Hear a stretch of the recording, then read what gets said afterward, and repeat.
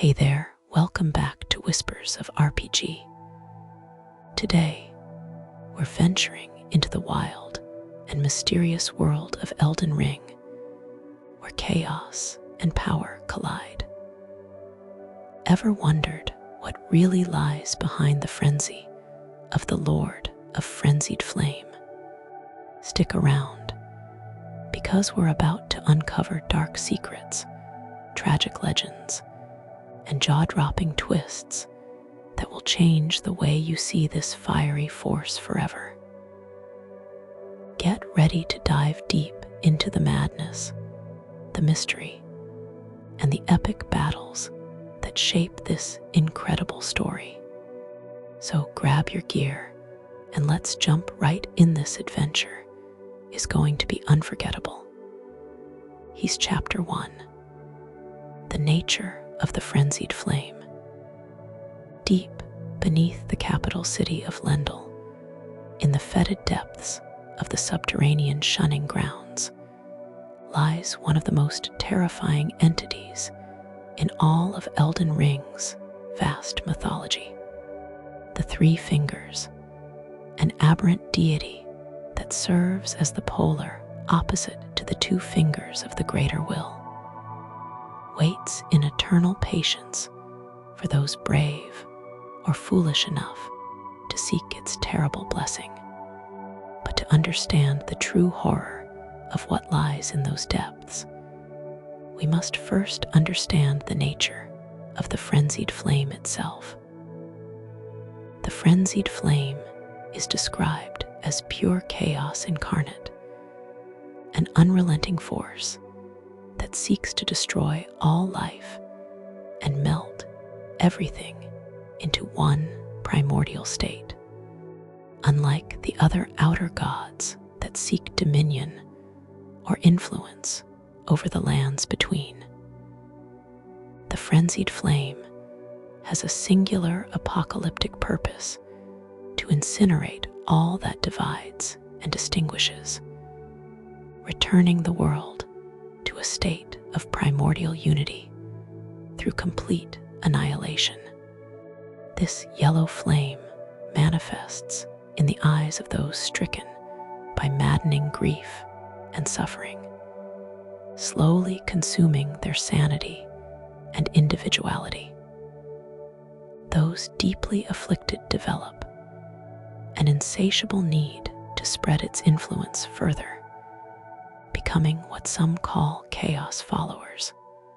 They yearn for the arrival of their Lord, the one who will finally achieve what they could not, the complete immolation of the world.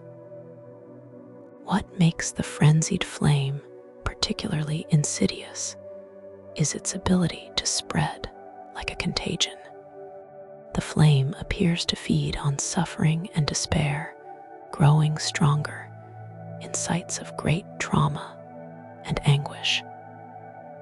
It can be transmitted through magical means, by consuming the plucked eyes of those afflicted, or simply through proximity to its influence. The flame is feared not just for its destructive power, but for its ability to destroy individuality itself, capable of melting away even eternal spirits. The Shadow of the Tree DLC has revealed that the Frenzied Flame has a particular relationship with spirits and the incorporeal. As we learn from various item descriptions in the expansion, spirits are eternal. Yet, the Frenzied Flame melts them away regardless. This explains why Torrent, our spectral steed, refuses to be summoned in the abyssal woods, where the influence of the flame runs deep. Even the eternal are not safe from its consuming madness. The flame's ability to blend minds together was perhaps more apparent in earlier versions of the game's development. The Brotherhood of nomadic merchants throughout the world mention their fear of sleep as they feel their minds would rapidly blend together while unconscious. This collective consciousness aspect of the flame hints at its ultimate goal, the dissolution of all individual identity into a singular chaotic mass. In a cruel twist of fate, attempts to suppress or punish followers of the frenzied flame only serve to strengthen it. The fear and persecution that the world shows toward the flame has only supported its growth, as any attempt to quell it through punishment and subjugation intensifies the suffering of its subjects, allowing the flame to fester more deeply into its hosts and become more powerful and widespread. The frenzied flame operates through what can only be described as a twisted form of salvation. To its followers, the flame offers an end to all suffering through the complete elimination of existence itself. It's a nihilistic philosophy taken to its ultimate extreme. If all life brings suffering, then the only true mercy is to end all life. This makes it perhaps the most terrifying of all the outer gods, as its victory would mean not conquest or subjugation, but absolute nothingness. Understanding the frenzied flame requires us to see it not as evil in the traditional sense, but as a force beyond morality entirely. It represents the ultimate expression of despair, the final refuge of those who have suffered so greatly that they see annihilation as preferable to existence. This philosophical underpinning makes the flame's influence all the more tragic as it presses upon those who are already broken and offers them a terrible form of peace. As we delve deeper into the law of the Lord of Frenzied Flame, we'll see how this cosmic force of destruction has touched countless lives throughout the history of the lands between. From ancient merchants buried alive for their beliefs, to failed lords who couldn't bear the weight of the flame's expectations. Each story adds another layer to our understanding of this yellow flame that promises to burn away not just the world, but the very concept of individual existence itself. Chapter 2: The Origins of Madness. Shabriri, the First Herald. To understand the Lord of Frenzied Flame, we must first examine the man who brought this cosmic horror into the world of the lands between. Shabriri, described as the most reviled man in all history, stands as the apparent origin point for the sickness of the frenzied flame. His story is one of punishment, transformation, and the birth of a force that would threaten the very foundations of reality. The historical Shabriri was punished for the crime of slander, having his eyes gouged out as retribution for his deceptive words. But where others might have learned humility from such brutal justice, Shabriri's nature remained unchanged. His deceptive expression persisted even after his mutilation, suggesting that his capacity for lies and manipulation ran deeper than mere physical sight. It was into these empty eye sockets that the blight of the frenzied flame first took root. Whether the flame was drawn to Shabriri's inherent nature or whether his suffering created the perfect vessel for its manifestation remains unclear. What we do know is that, from this moment, Shabriri became something more than human, transformed into a conduit for chaos itself. The shadow of the Erd Tree expansion has added fascinating new dimensions to Shabriri's story. Deep in the abyssal woods in Midra's Manse, we find clues that suggest a possible connection between Shabriri and the failed lord of Frenzied Flame, Midra. A painting within the manse shows Midra with his wife, Naya, her hand draped across her belly in a way that suggests pregnancy. Could the child born of this union have been Shabriri himself? The evidence is circumstantial, but compelling. Naya's torch found within the manse bears an intriguing description. A torch made by attaching a dying flame of frenzy to a small spinal column. In a distant land, in an age-long past, was born a man who failed to become the lord of Frenzied Flame. All that remains of him is cradled gently by Naya. This description could very well refer to Shabriri as the child of Midra and Naya, born in the realm of shadow during an earlier age when the Frenzied Flame first began to manifest. If this theory holds true, it would explain much about Shabriri's nature and abilities. As the offspring of a failed lord of Fide Flame, he would possess an inherent connection to the yellow flame, explaining how he became its first herald in the lands between.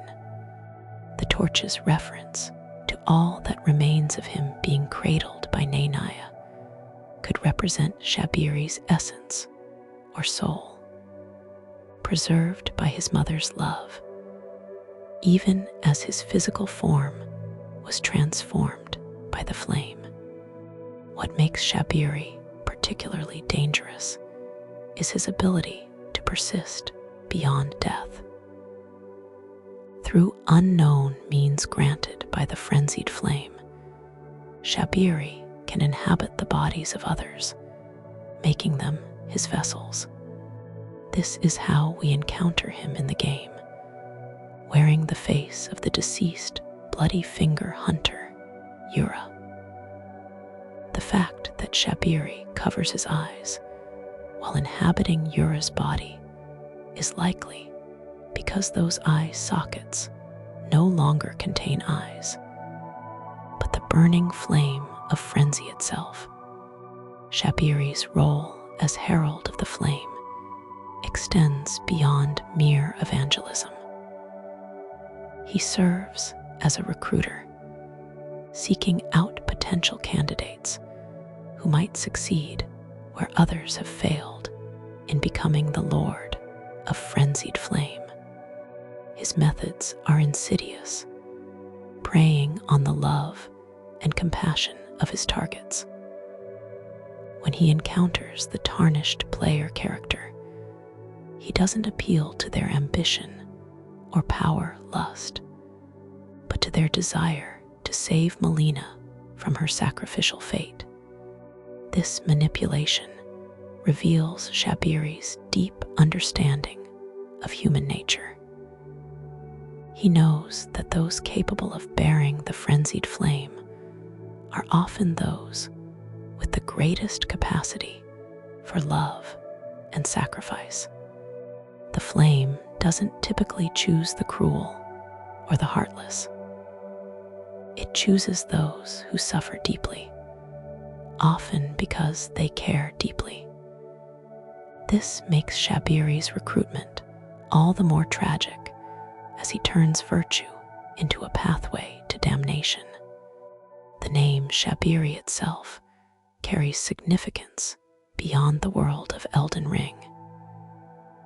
In Jewish folklore, Shabriri is a demon of blindness who dwells in uncovered water at night, blinding those who drink from it. This mythological connection reinforces the themes of sight, blindness, and revelation that run throughout the Frenzied Flame's law. Shabriri offers a kind of terrible sight to those who embrace the flame, showing them the futility of existence while simultaneously blinding them to any alternative. Shabriri's persistence throughout history suggests that the frenzied flame has been a constant threat to the stability of the world. He was present to influence Vyke, the Tarnished, who came closest to becoming Elden Lord before the player character. He was likely involved in the corruption of the Great Caravan, the nomadic merchants who were buried alive, and subsequently summoned the flame in their despair. His influence can be felt in every major manifestation of the frenzied flame throughout the ages. What makes Shabriri's story particularly compelling is that he represents the transformation of suffering into malevolence. His punishment for slander created the perfect vessel for a force that would threaten all existence. In a way, those who gouged out his eyes for his crimes bear some responsibility for unleashing the frenzied flame upon the world. Their attempt to stop his lies with violence only created something far worse, a herald of apocalypse itself. The shadow of the tree has also revealed the existence of items like the swollen grape, which appears to be a matured version of the Shabriri grapes found in the base game. This suggests that the influence of the frenzied flame has been growing and evolving over time, with Shabriri's original corruption serving as the seed from which greater horrors would eventually bloom. As we continue our exploration of the Lord of Frenzied Flame, we'll see how Shabriri's initial corruption set in motion a chain of events that would span centuries, affecting everyone from humble merchants to wood gods. His transformation from a simple slanderer into a herald of cosmic destruction serves as a warning about the price of both cruelty and despair, showing how the cycles of punishment and suffering can give birth to forces beyond anyone's control. Chapter 3: The Great Caravan's Curse, the Merchants' Tragedy. One of the most tragic and foundational stories in the Frenzied Flame's history involves the Great Caravan, a nomadic group of merchants whose persecution would directly lead to one of the most significant manifestations of the yellow flame in the lands between. Their story reveals how the fear and intolerance of those in power can create the very evil they seek to prevent. The Great Caravan was a thriving community of nomadic merchants who traveled the lands in peaceful trade. These merchants, identifiable by their colorful finery decorated with tiny gems in a wide spectrum of colors, represented a different way of life from the settled populations of the lands between. They lived freely, moving from place to place, carrying goods and knowledge across vast distances. However, their nomadic lifestyle and different customs eventually drew suspicion from the established order. The merchants were accused of heretical beliefs, though the exact nature of these supposed heresies remains unclear. Whether their crime was worshipping different gods, following different customs, or simply existing outside the accepted social order, the result was the same: a campaign of persecution that would have apocalyptic consequences. The punishment inflicted upon the great caravan was as brutal as it was complete. The entire clan was rounded up and buried alive deep underground in what would later become known as the Cathedral of the Forsaken beneath Lendl. This wasn't simply execution. It was a deliberate attempt to erase the merchants from history entirely, to make them disappear without trace or memory. But the persecutors had underestimated the power of collective despair and the will to vengeance. Trapped in their underground tomb, facing slow death by suffocation and starvation, the merchants of the great caravan did something unprecedented. They chanted a curse of despair and collectively summoned the Frenzied Flame. Their combined anguish and desire for revenge created a beacon that drew the attention of cosmic forces beyond the material world. This mass summoning was perhaps the most significant manifestation of the Frenzied Flame in the recorded history of the lands between. The sheer number of people involved, their collective suffering, and their unified desire for the destruction of those who had wronged them created a psychic resonance that tore through the barriers between the material world and the realm of outer gods.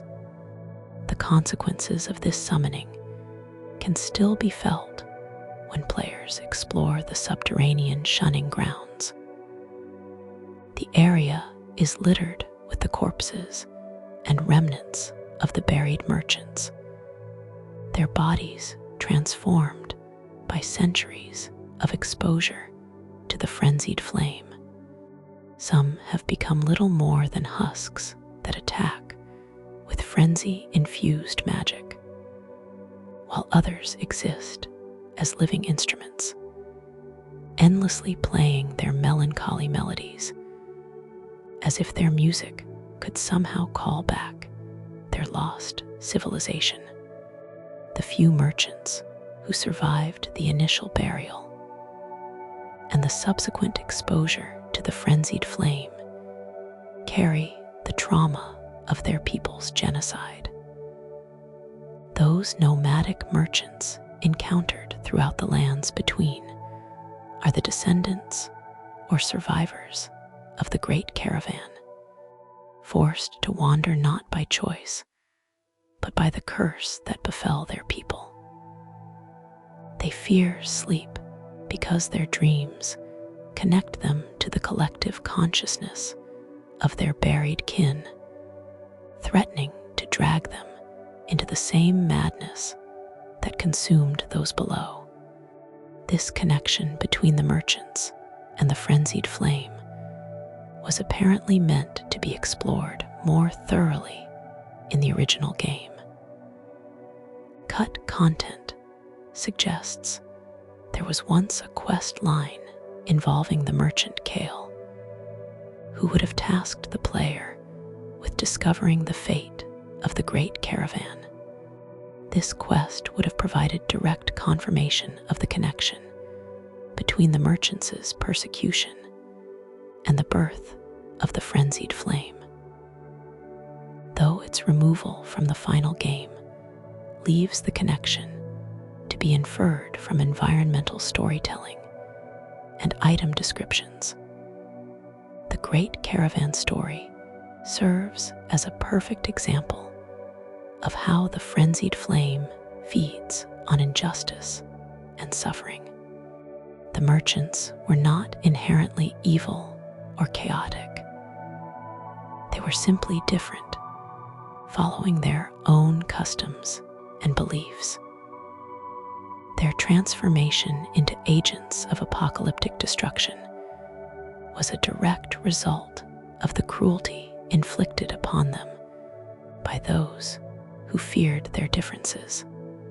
This tragedy also illustrates the cyclical nature of the Frenzied Flame's influence.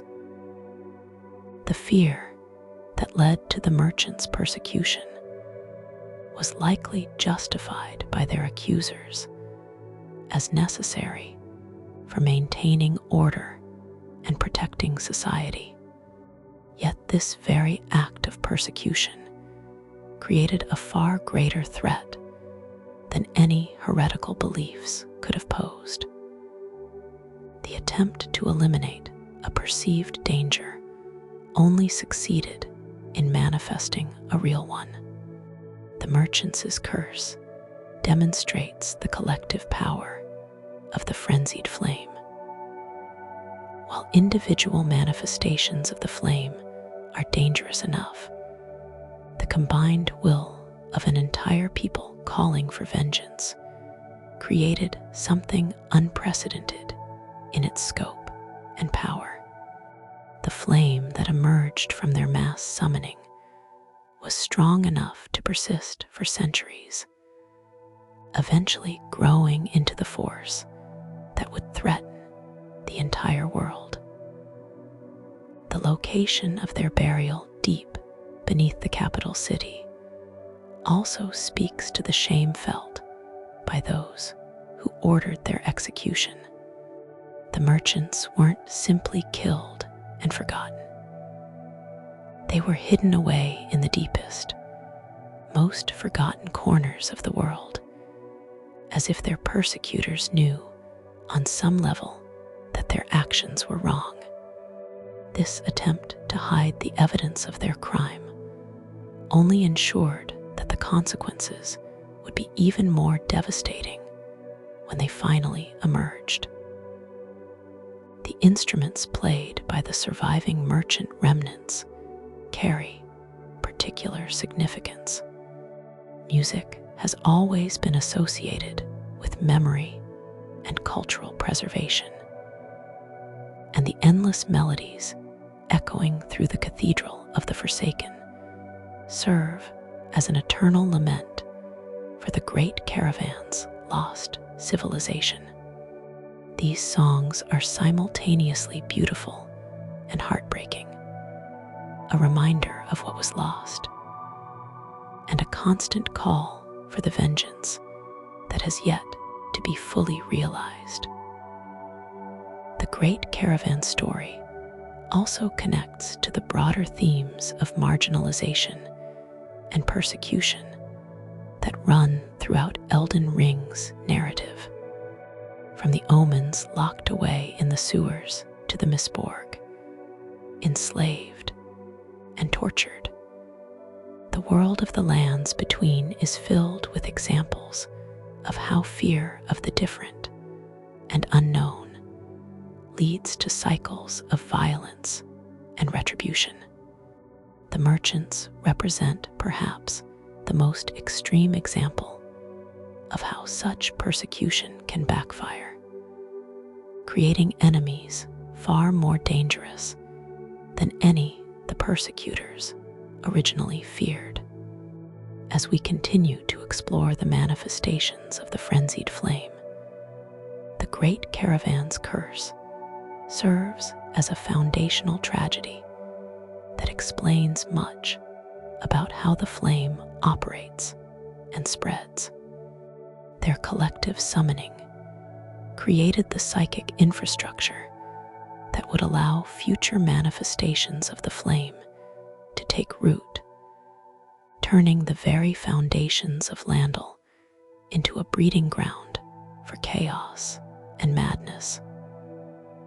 Chapter 4. The Knight's Folly, Vyk's Failed Ascension. Among all the tragic figures touched by the Frenzied Flame, perhaps none is more poignant than festering fingerprint Vyke, the Tarnished, who came closer than any other to claiming the throne of the Elden Lord before the player's arrival. His story serves as both a warning and a mirror, showing us what might have been and what could still come to pass for any who walk the path toward a lordship. Vyke was no ordinary Tarnished. By all accounts, he was exceptional among his peers, possessing both the strength and determination necessary to gather the great runes and challenge the demigods. He had proven himself in combat against some of the mightiest beings in the lands between, collecting the power necessary to approach the tree and claim his destiny as Elden Lord. No other Tarnished had come so close to achieving what seemed impossible. But Vyk's greatest strength proved to be his greatest weakness. His capacity for love and compassion. As he approached the final stages of his journey, he learned the terrible truth that had been hidden from him throughout his quest. To burn the tree and enter its inner sanctum, he would need to sacrifice his finger, maiden, at the forge of the giants. The very person who had guided him, supported him, and believed in him would have to die for his ambition to be realized. This revelation shattered something fundamental in Vyk's psyche.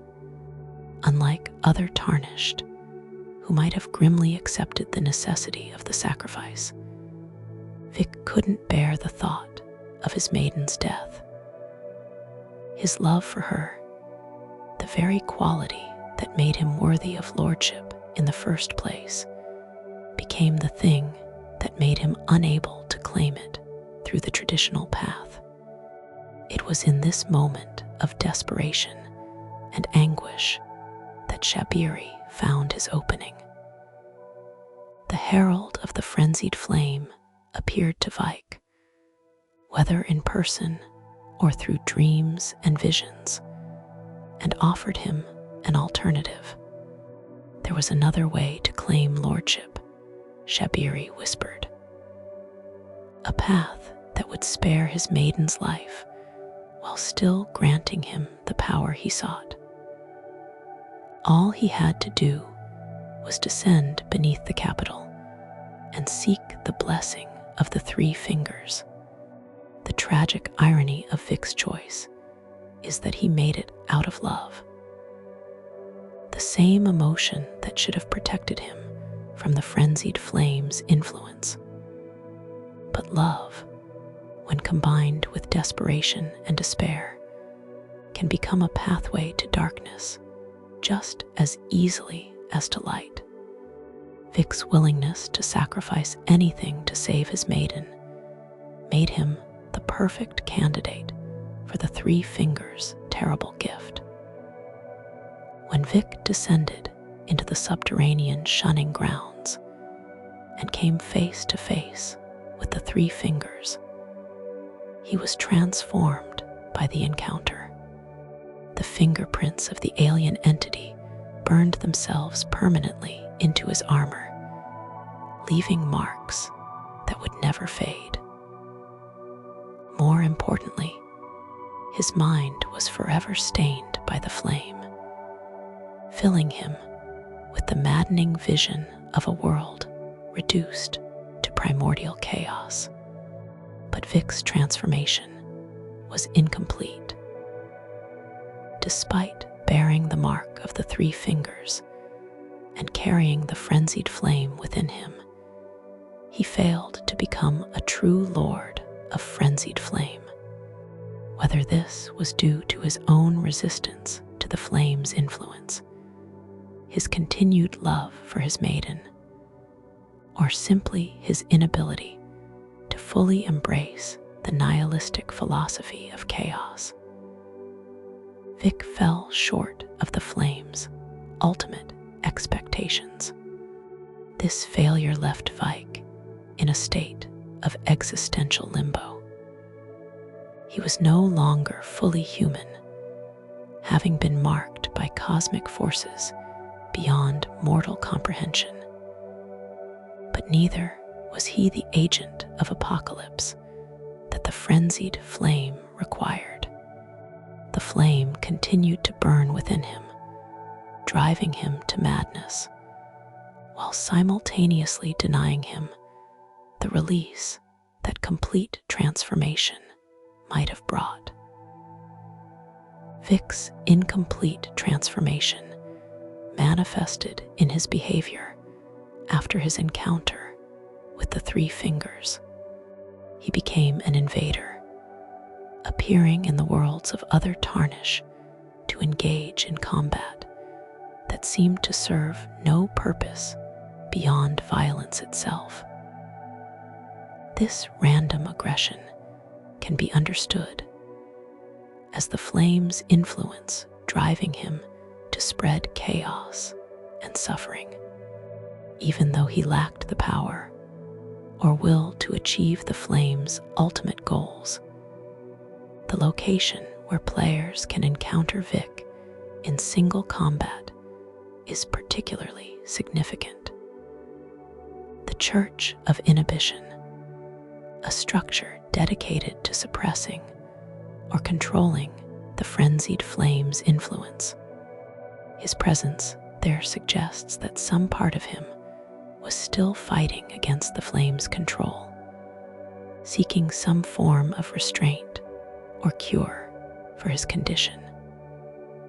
The church's giant flame eye, which can inflict madness on any who look upon it, serves as both a reminder of what Vyke has become and a symbol of what he might yet become if the flame's influence continues to grow. The community surrounding the Church of Inhibition, including the Frenzied Flame Village, appears to have formed around Vyke's presence. The villagers speak of him with a mixture of reverence and disappointment, recognizing his connection to the flame, while also mocking his failure to achieve true lordship. This community of flame-touched individuals represents what happens when the frenzied flame spreads through a population without a true lord to guide and focus its power. Vyke's armor and weapons tell their own story of his transformation.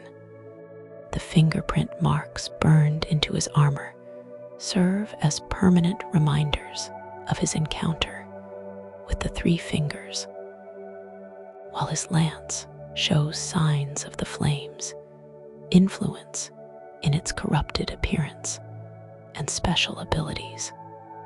These items, when obtained by the player, carry some of the flame's power, suggesting that Vyke's failure has not entirely extinguished the force within him. The tragedy of Vyke's story extends beyond his personal fall from grace. His failure represents a cautionary tale about the price of compassion in a world that demands sacrifice. The very qualities that made him worthy of lordship, his love and unwillingness to see others suffer, were turned against him by forces that recognized these traits as weaknesses to be exploited. Vyke's story also serves as a direct parallel to the player character's journey. Both are tarnished, seeking to become Elden Lord. Both must face the choice of sacrificing their maiden, and both encounter Shabriri's temptation at the crucial moment. The difference lies in the player's ability to see Vike's fate and learn from his mistake. Though the temptation to follow the same path remains strong, the presence of Vike's spirit ash in the game allows players to summon a version of him that retains his original nobility and strength before his corruption by the Frenzied Flame. This serves as a reminder of what was lost when he made his fateful choice, showing the noble warrior he could have remained if not for the cruel circumstances that led him to desperation. Perhaps most tragically, Vike's sacrifice of his own sanity and humanity appears to have been meaningless. There's no indication that his maiden was actually saved by his actions, suggesting that Shabriri's promises were as empty as all his other lies. Vyke gave up everything based on false hope, making his fall all the more heartbreaking and senseless. As we examine Vike's failed ascension, we see reflected many of the themes that define the Frenzied Flame's influence: the corruption of virtue into vice, the transformation of love into madness, and the way that desperation can make even the noblest souls vulnerable to cosmic horrors. His story stands as perhaps the most personal and relatable of all the Flame's tragedies, showing how easily any of us might fall when faced with impossible choices and false promises of salvation. Chapter 5: The Abyssal Woods and Midra's Torment. The shadow of the Erd Tree expansion brought with it one of the most haunting and terrifying locations in all of From Software's catalog: the Abyssal Woods. This realm of perpetual twilight and maddening influence serves as the domain of the Frenzied Flame within the realm of shadow. And at its heart lies the tragic figure of Midra, a man who endured suffering beyond comprehension in his failed attempt to become a lord of Frenzied Flame. The Abyssal Woods themselves represent a fundamental shift in how the game presents the Frenzied Flame's influence. Unlike the isolated pockets of madness found in the base game, here we see an entire ecosystem transformed by the yellow flame's presence. The very air is thick with the threat of madness, and even Torrent, our faithful spectral steed, refuses to manifest in this cursed place. The woods demonstrate what happens when the Frenzied Flame is allowed to take root and spread unchecked across a landscape. The trees that give the woods their name are not merely dead or dying. They have been fundamentally transformed by the flame's influence. Their twisted forms and unnatural coloration speak to a corruption that goes deeper than mere physical decay.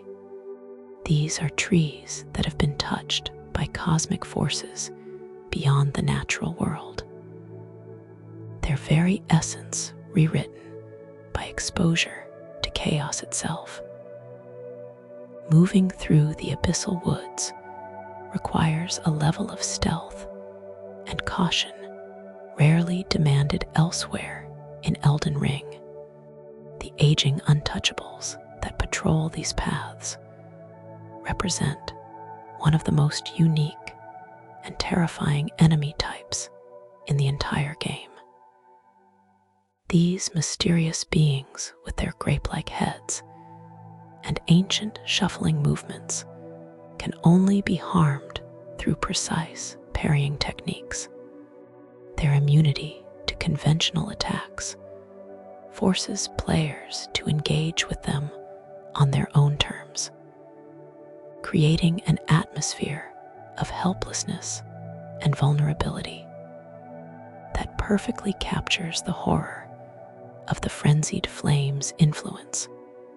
The law surrounding the aging untouchables reveals their connection to the broader story of the Frenzied Flame. According to diary pages found throughout the woods, these creatures were once part of an inquisition dedicated to hunting down and eliminating those touched by the flame. The irony of their current state, transformed into the very thing they once sought to destroy, speaks to the futile nature of attempting to combat the frenzied flame through violence and persecution. The process of their transformation is described in fragmentary accounts found throughout the area. The diary pages written in a tremulous hand describe encounters with these beings and hint at the fate that awaits any who touch them. The word aging in their name suggests that contact with them accelerates the passage of time, perhaps representing the flame's ability to consume not just space, but temporal existence itself. At the heart of the abyssal woods stands Midra's Manse, a once grand estate now fallen into ruin and decay. The mansion cannot be seen on the world map, hidden beneath the bridge that connects other areas, symbolizing how the frenzied flame operates in the shadows and forgotten corners of the world. The approach to the mansion is fraught with danger, requiring players to navigate past numerous threats while maintaining their sanity in an environment that actively seeks to drive them mad. The man itself tells the story of a community that attempted to study or perhaps worship the frenzied flame. Paintings throughout the structure depict Midra in his original human form alongside his wife Nainaya. One particular painting shows Nainaya with her hand draped across her belly, suggesting that she may have been pregnant during their time studying the flame.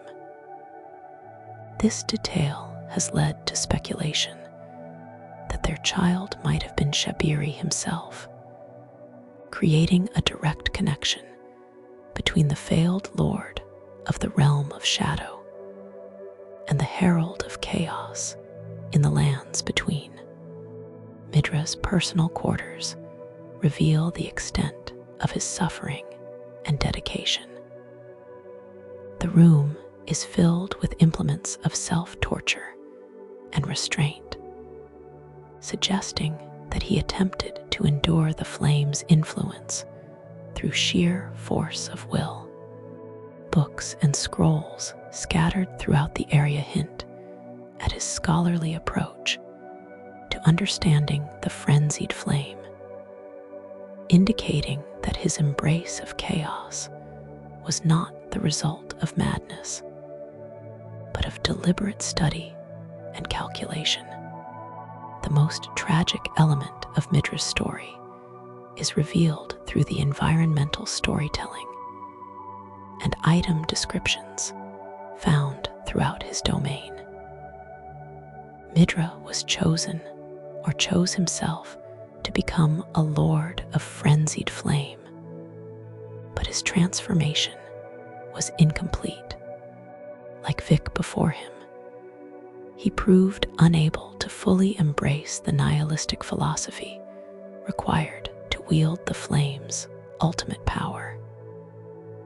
His wife's final words to him, "Endure," became both his salvation and his torment, giving him the strength to resist complete transformation while trapping him in an eternal state of suffering.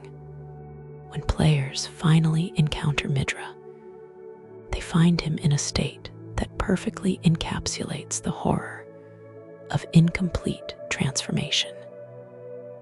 He sits in his chair, a massive barbed sword thrust through his skull, held in place by his own will and the memory of his wife's final command. This image serves as perhaps the most striking visual representation of the Frenzied Flame's influence in the entire game, showing how the flame can trap its victims between human consciousness and cosmic chaos. The boss fight with Midra represents one of the most emotionally complex encounters in Elden Ring. In his first phase, Midra is barely capable of resistance, hobbling around in obvious pain and distress. Players are essentially forced to attack what appears to be a helpless, suffering victim. It's only when Midra finally gives in to the flame's influence, pulling the sword from his head and declaring that he has endured enough, that he becomes the magnificent and terrible Lord of Frenzied Flame. Midra's transformation sequence is both beautiful and horrifying.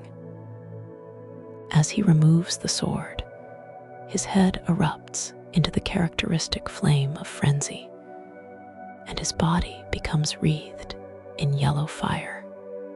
For a brief moment, he achieves the apotheosis that had been denied to him for so long, becoming the avatar of chaos that the frenzied flame required. Yet, even in this moment of triumph, there's a sense of tragedy, as we know that this transformation has come too late and at too great a cost. The rewards obtained from Midra's defeat reflect the dual nature of his character. His great sword of damnation carries the weight of his suffering and determination, while his flame of frenzy incantation allows players to briefly manifest the same terrible power that consumed him. These items serve as reminders of both his failure and his eventual success, carrying forward the legacy of his torment into the player's own journey.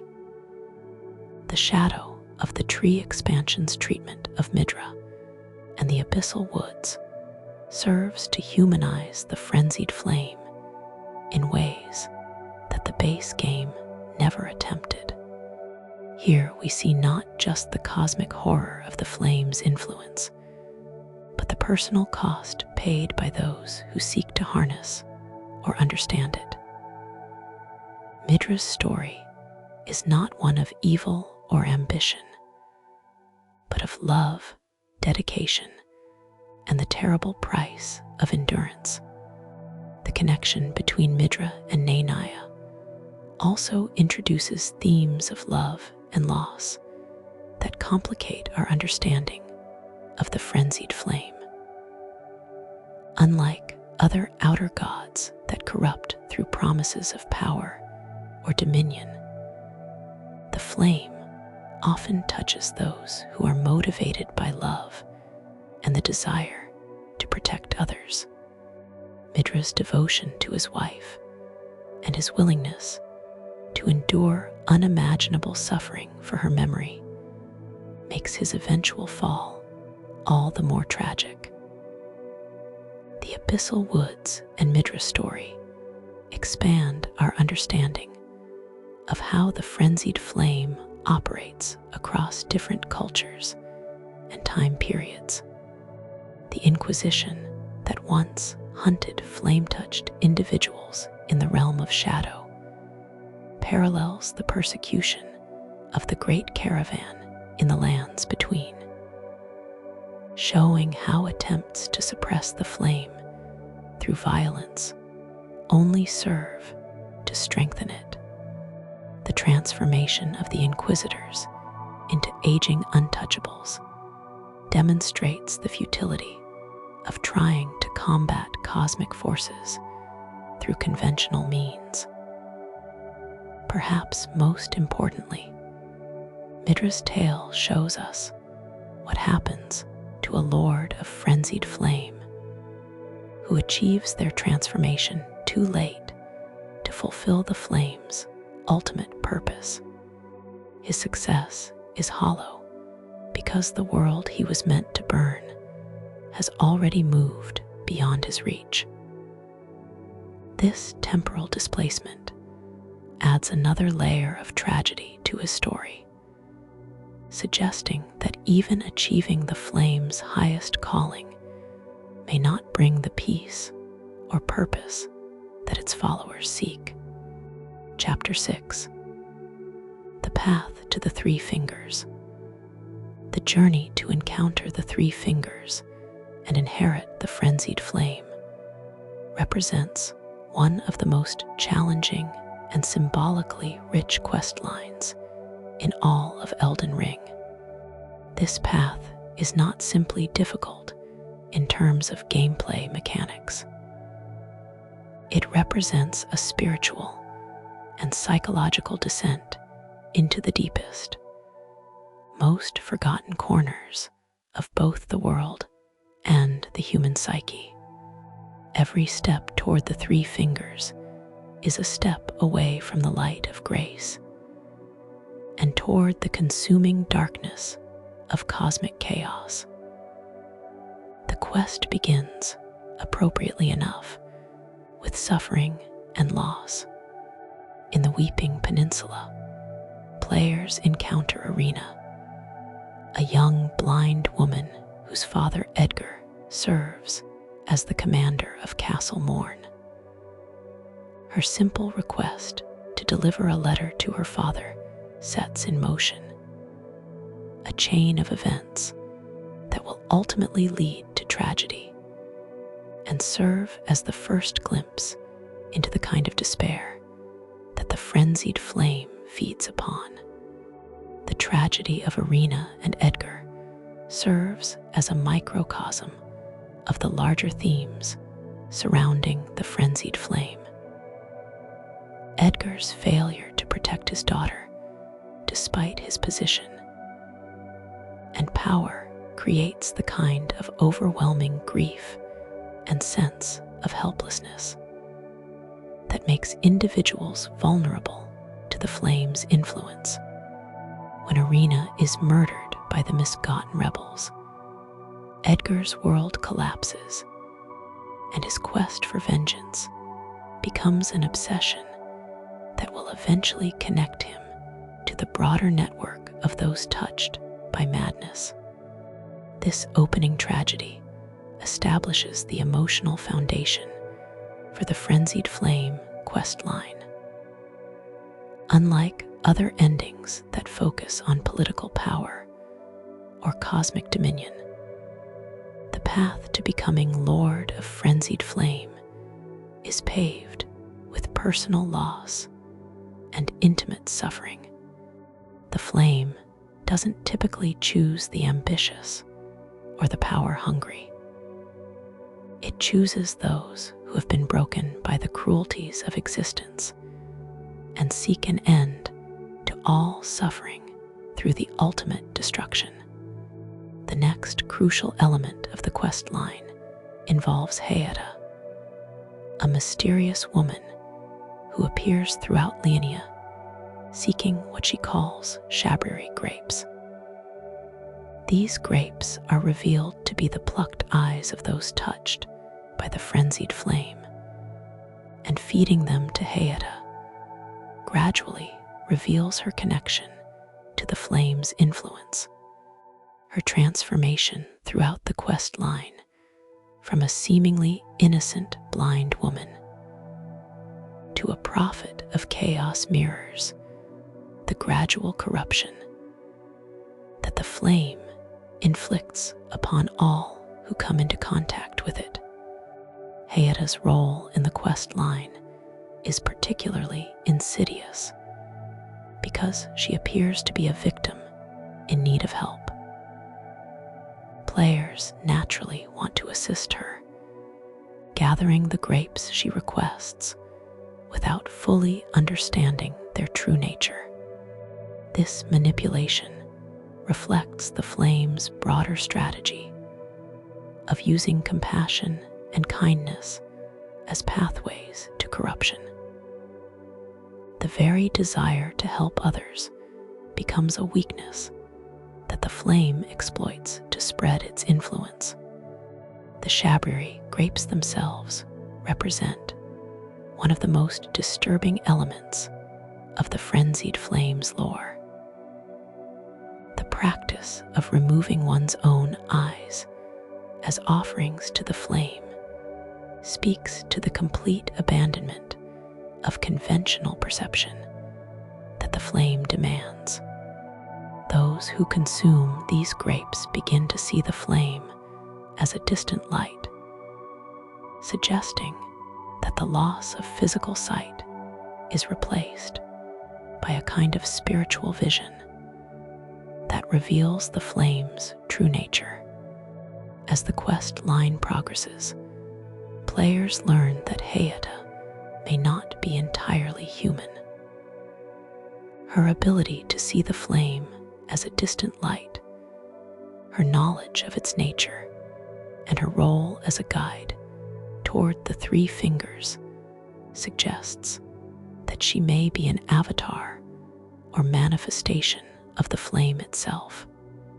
This possibility adds another layer of horror to the quest line, as it suggests that the flame is capable of creating false prophets and guides to lead the unwary towards their doom.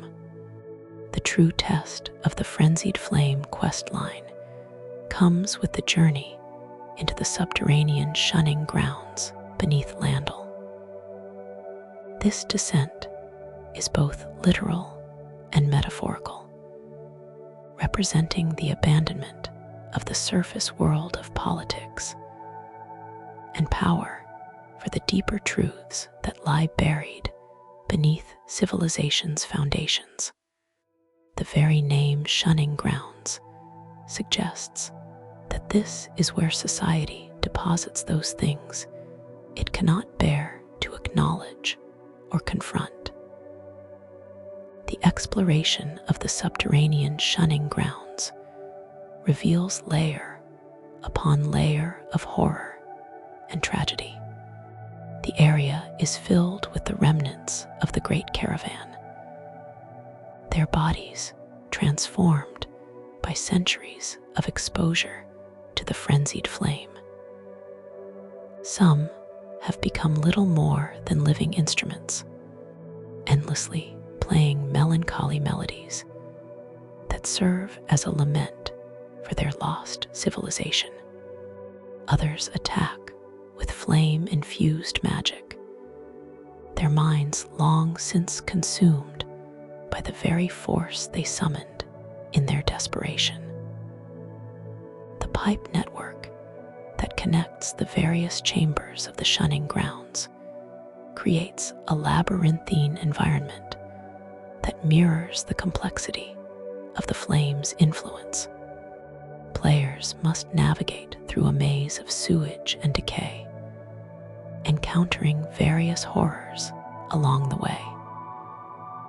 This journey through filth and corruption serves as a form of ritual purification in reverse, stripping away the pretenses and comforts of surface civilization to reveal the raw suffering that lies beneath.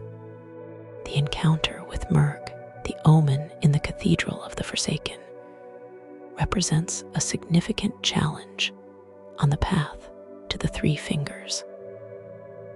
This version of Mog, different from his true form encountered in Mogwyn Palace, serves as a guardian or test for those seeking to descend further into the depths.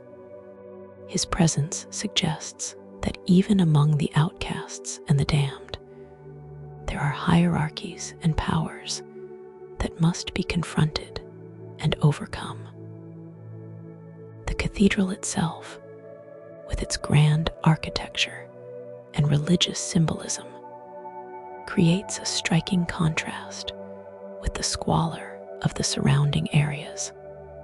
This juxtaposition suggests that even in the depths of despair and abandonment, there remains a kind of perverted sanctity. The cathedral serves as a temple to suffering itself, a place where the abandoned and forgotten can gather to share in their collective anguish.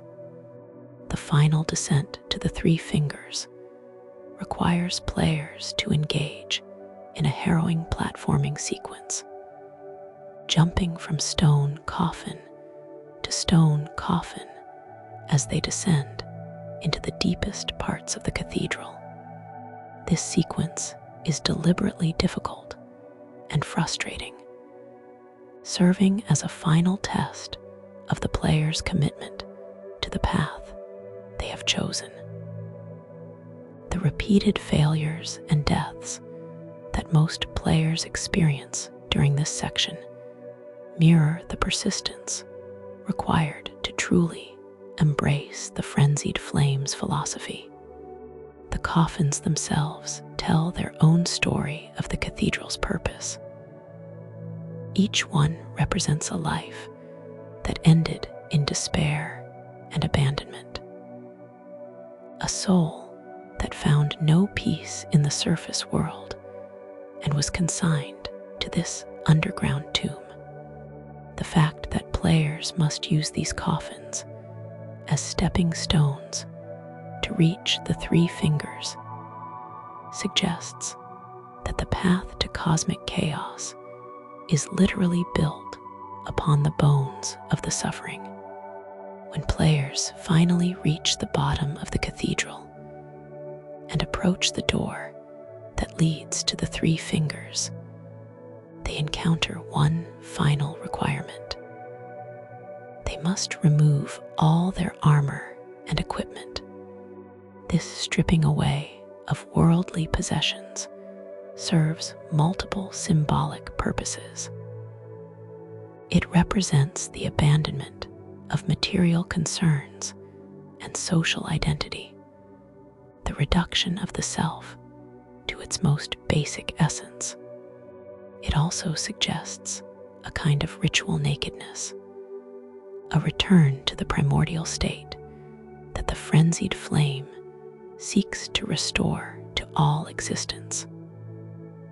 The door itself is sealed with powerful magic that only responds to those who have truly abandoned their attachment to the material world. The requirement to be unequipped suggests that the Three Fingers can only touch those who have completely surrendered their defenses, both physical and psychological. This vulnerability is essential to the flame's influence, as it can only corrupt those who open themselves completely to its power. Hayeta's presence at this final threshold serves as both guide and witness to the player's transformation. Her words at this moment reveal the true philosophy of the Frenzied Flame, that all existence is a mistake that must be corrected through complete annihilation.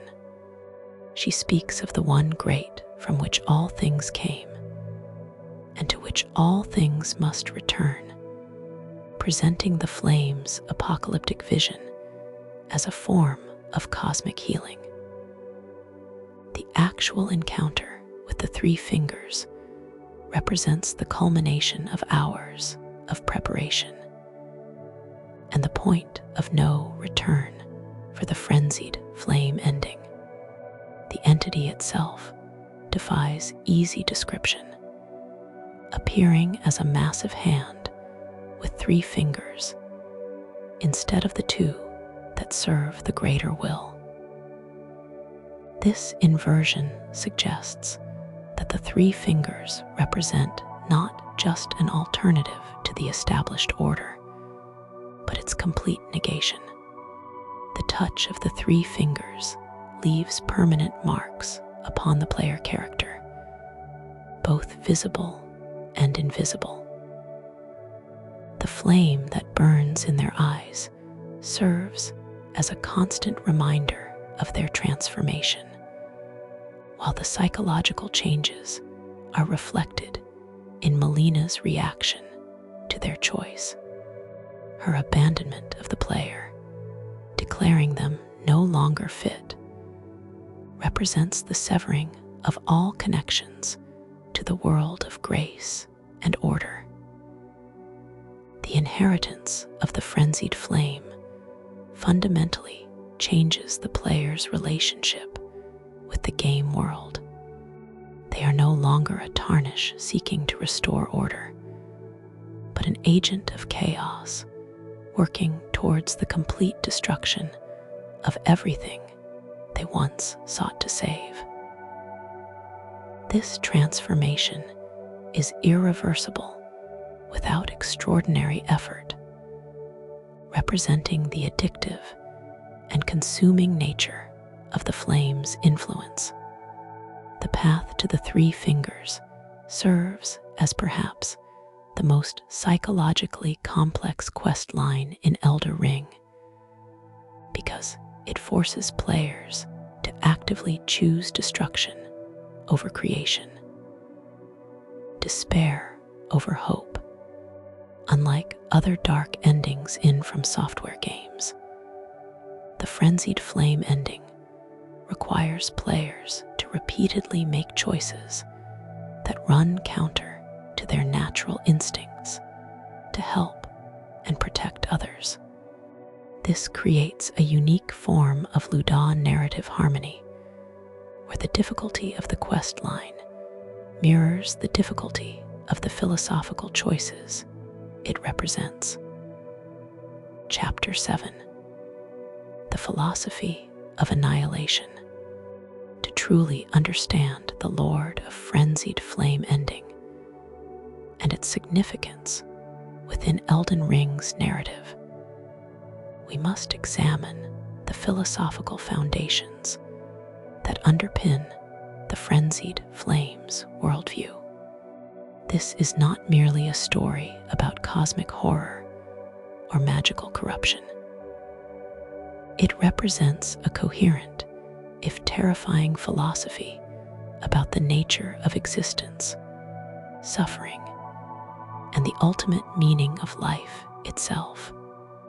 The Frenzied Flame's core philosophy can be understood as a form of cosmic nihilism taken to its absolute extreme. Where traditional nihilism might argue that life has no inherent meaning, the Frenzied Flame goes further, proposing that existence itself is a fundamental error that must be corrected through complete annihilation. This is not the kind of destruction that clears the way for something new, but rather a return to the primordial state that existed before the mistake of creation ever occurred. Central to this philosophy is the concept of the one great mentioned by Hayata during the final stages of the quest line.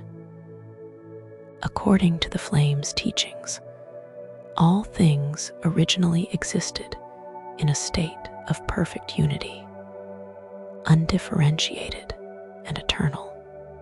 The creation of individual existence, the separation of one thing from another, represents a cosmic wound that has been festering ever since. Every form of suffering, every conflict, every moment of loneliness or despair can be traced back to this original act of division. This philosophical framework explains why the frenzied flame is drawn to those who have experienced the deepest forms of suffering. Pain, according to the flame's logic, is simply evidence of the fundamental wrongness of existence itself. Those who suffer greatly have come closest to understanding the truth that individual existence is nothing but a cruel joke played by cosmic forces that should never have allowed separation to occur in the first place. The flames promise to incinerate all that divides and distinguishes takes on deeper meaning when viewed through this philosophical lens. Division and distinction are not merely obstacles to be overcome, but the root cause of all suffering. Language itself, which allows us to name and categorize different aspects of reality, is seen as part of the problem. The flame seeks to burn away not just physical matter, but the very concepts and categories that allow consciousness to perceive difference and therefore experience isolation. This philosophy directly challenges the fundamental assumptions underlying most of Elden Ring's other endings, where the various Elden Lord endings seek to reform or perfect the existing order, and Rise Age of Stars ending seeks to transcend it. The Frenzied Flame ending rejects the entire premise that existence is worth preserving or improving. It argues that any attempt to fix the world is doomed to failure because the world itself is the problem. The collectivist implications of the Frenzied Flame's philosophy are particularly striking. The flame doesn't seek to elevate certain individuals or groups above others. Instead, it seeks to eliminate the very concept of individuality altogether. In the flame's vision, there are no heroes or villains, no chosen ones or outcasts, because there are no separate individuals at all. This represents a radical form of equality, but one achieved through universal annihilation rather than universal elevation. The temporal aspects of the Frenzied Flame's philosophy also deserve examination. The flame doesn't simply want to destroy the present world. It wants to undo the past as well, erasing the memory of division and returning to a state that predates the cosmic mistake of creation. This represents a form of temporal nihilism that goes beyond even the most extreme philosophical positions found in real-world thought. The flame's relationship to suffering reveals another crucial aspect of its philosophy. Rather than viewing suffering as something to be overcome or endured, the flame sees it as the clearest evidence of existence's fundamental wrongness. This creates a perverse form of validation for those who have experienced the deepest forms of trauma and despair. The flame tells them that their pain is not meaningless, but rather proof that they have glimpsed the truth that others refuse to acknowledge. This validation explains why the frenzied flame is often attractive to those who have been marginalized or persecuted by society. The great caravan buried alive for their different beliefs found in the flame, a force that acknowledged their suffering and promised ultimate vindication. Vyke faced with the impossible choice of sacrificing his beloved maiden found in the flame, an alternative that seemed to honor his love while offering a path to power. The flame's philosophy also contains a twisted form of mercy. By promising to end all suffering through the elimination of existence itself, it offers what it presents as the ultimate act of compassion.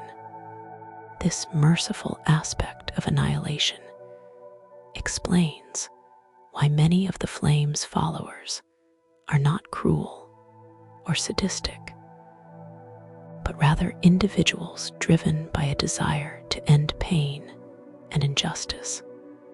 They see themselves as offering the ultimate healing to a fundamentally wounded universe. The recursive nature of the flame's philosophy creates interesting paradoxes. If individual existence is an error, then the individual consciousness capable of recognizing this error is itself part of the problem. The very act of understanding the flame's philosophy requires the kind of separate thinking self that the philosophy seeks to eliminate. This suggests that the flame's followers are trapped in a kind of philosophical prison, using the tools of consciousness to argue for consciousness's destruction. The flame's rejection of meaning and purpose extends even to its own goals. Unlike other cosmic forces that seek to impose their vision of order or chaos upon the world, the frenzied flame seeks to eliminate the very concepts of vision, order, and chaos. Its ultimate success would render meaningless not only its own philosophy, but the very capacity for philosophy itself. This represents perhaps the most radical form of anti-ideological thinking imaginable. The relationship between the frenzied flame and the concept of love presents some of the most complex philosophical challenges in the entire game. Many of the flame's most devoted followers are motivated by love. Vyke's love for his maiden, Midra's love for his wife Nania, the great caravan's love for their persecuted community. The flame seems to argue that love itself, by creating attachment to particular individuals, is part of the problem of division and distinction. Yet the flame also appears to offer a twisted form of universal love, promising to unite all things in the ultimate embrace of annihilation. This creates a philosophical tension between the flame's rejection of particular loves and its promise of universal unity. The flame suggests that true love would seek the elimination of the beloved's suffering, even if that requires the elimination of the beloved's existence. The temporal implications of choosing the frenzied flame ending raise questions about moral responsibility and the nature of choice itself. If the flame succeeds in its goal of returning all things to primordial unity, then the choice to pursue that goal will itself be erased from existence. This creates a situation where the most significant choice possible is one that renders the concept of choice meaningless. The Flame's philosophy also challenges conventional notions of progress and improvement. Most human endeavors are based on the assumption that things can be made better through effort and understanding. The Frenzied Flame rejects this assumption entirely, arguing that any improvement is merely a rearrangement of the fundamental error of existence. This creates a kind of meta-nihilism that encompasses not just life and meaning, but the very possibility of positive change. The relationship between the Frenzied Flame and other cosmic forces in Elden Ring's universe reveals the radical nature of its philosophy. Other outer gods seek to impose their particular vision of order or influence upon the world, but the Frenzied Flame seeks to eliminate the very substrate upon which such impositions could take place. It represents not just an alternative cosmic force, but the negation of the entire concept of cosmic force. The psychological appeal of the Frenzied Flame's philosophy becomes clearer when viewed in the context of trauma and overwhelming suffering.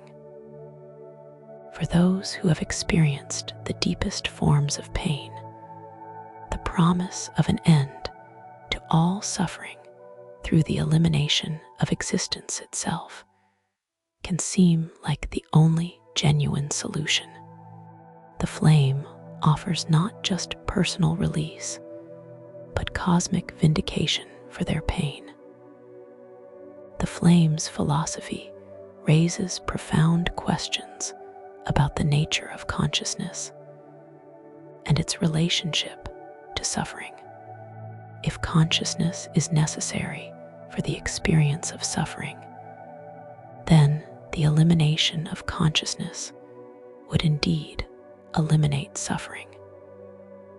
However, it would also eliminate all the positive aspects of existence that consciousness makes possible. The Flame's philosophy suggests that this trade-off is not only acceptable, but necessary. Perhaps most disturbingly, the Frenzied Flame's philosophy contains its own form of internal logic that can be difficult to refute on purely rational grounds. If one accepts the premise that existence inevitably contains more suffering than joy, and that this suffering is inherent to the structure of reality itself, rather than merely an accidental feature, then the Flame's solution begins to seem almost reasonable. The ultimate tragedy of the Frenzied Flame's philosophy is that it may be born from a genuine compassion for the suffering of conscious beings. The desire to end all pain and create perfect unity comes from a recognition of the very real cruelties and injustices that characterize existence. However, the solution it proposes is so extreme that it eliminates not just suffering, but the very possibility of meaning, love, beauty, and all the things that might make suffering worthwhile. Chapter 8. The Lord's Transformation. The moment when a candidate for the Lord of Frenzied Flame undergoes their final transformation represents one of the most profound and terrifying metamorphoses depicted in any From Software game. This is not merely a change in power or allegiance, but a fundamental alteration of being itself, a dissolution of individual identity into something cosmic and terrible. Understanding this transformation requires examining both its physical manifestations and its deeper metaphysical implications. The transformation begins with the touch of the three fingers, an event that leaves permanent marks upon both body and soul. The fingerprints burned into the candidate's flesh serve as a kind of cosmic branding, marking them as property of forces beyond mortal comprehension. These marks cannot be hidden or removed through any conventional means, serving as a constant reminder of the choice that has been made and the path that must now be followed.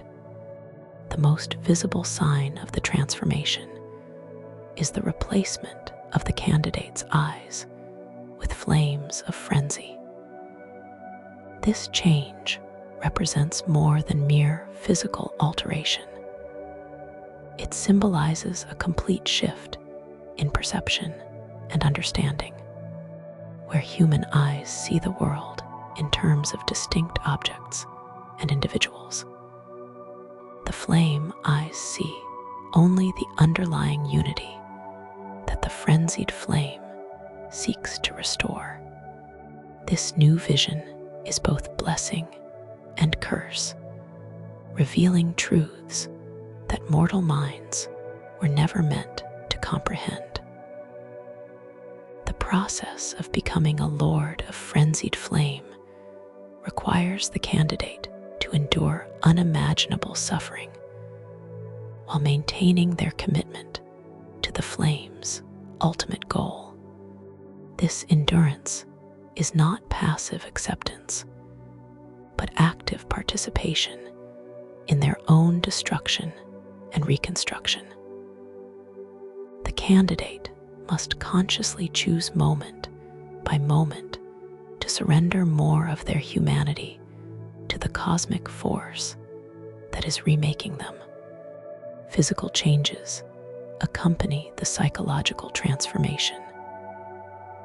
The candidate's flesh becomes a conduit for the frenzied flame, capable of channeling its power in ways that defy natural law. Their very presence begins to affect the environment around them, causing spontaneous manifestations of the flame and inducing madness in those who come too close. They become living avatars of chaos, their existence a constant challenge to the ordered world around them. The transformation is not uniform across all candidates. Each potential Lord of Fide Flame experiences the process differently, shaped by their individual psychology, their reasons for seeking the flame's power, and their capacity to endure its influence. Vyk's incomplete transformation left him trapped between humanity and cosmic chaos, while Midra's prolonged suffering created a unique form of endurance that delayed his full metamorphosis for centuries. The role of will in the transformation process cannot be overstated. The frenzied flame requires active participation from its chosen vessels.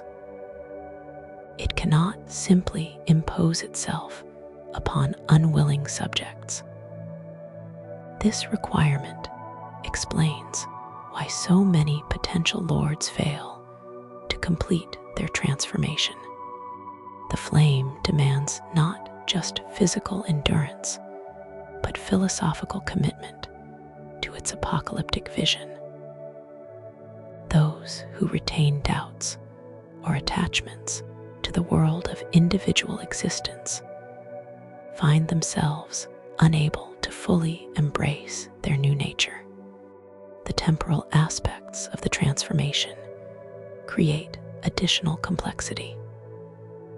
Time seems to operate differently for those touched by the three fingers, with some experiencing rapid changes, while others endure prolonged periods of gradual alteration. Midra's centuries-long transformation suggests that the flame operates according to its own cosmic timeline.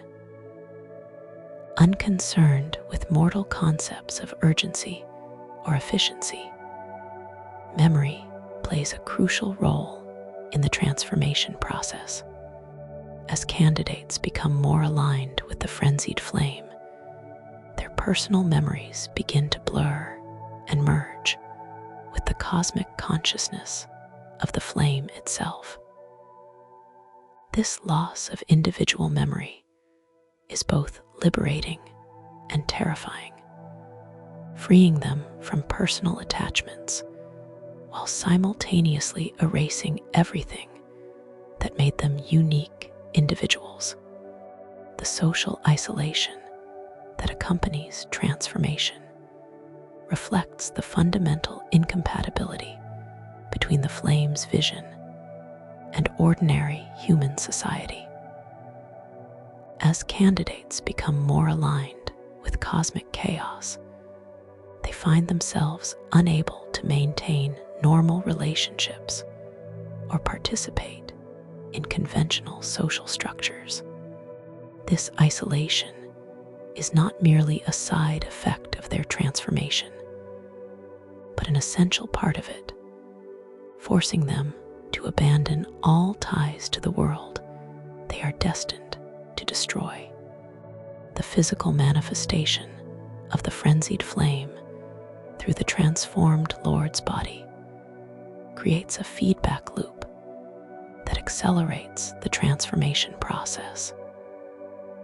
Each use of the flame's power draws the candidate deeper into their new nature, making it increasingly difficult to return to their previous state. This addictive quality of the flame's power explains why so few who touch it are ever able to break free from its influence. The relationship between the transformed Lord and ordinary reality becomes increasingly tenuous as the metamorphosis progresses. They begin to exist partially outside normal space and time, able to perceive and interact with cosmic forces that remain invisible to others. This expanded perception comes at the cost of their ability to relate to the mundane concerns of ordinary existence. The loss of individual identity that characterizes the final stages of transformation represents perhaps the most profound change of all. The candidate begins to merge with the cosmic consciousness of the frenzied flame itself, losing their sense of self as a separate entity. This dissolution of ego is presented as both the ultimate goal and the ultimate terror of the transformation process.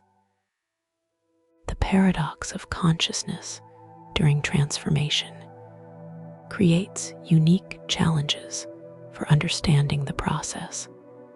The candidate must remain aware enough to actively participate in their own dissolution, yet surrender enough of their individual will to allow the cosmic force to remake them. This delicate balance explains why so many attempts at becoming a lord of frenzied flame end in failure or incomplete transformation. The environmental effects of a fully transformed Lord of Frenzied Flame extend far beyond their immediate presence. Their very existence begins to warp reality around them, creating zones of chaos and madness that spread outward like a cosmic infection.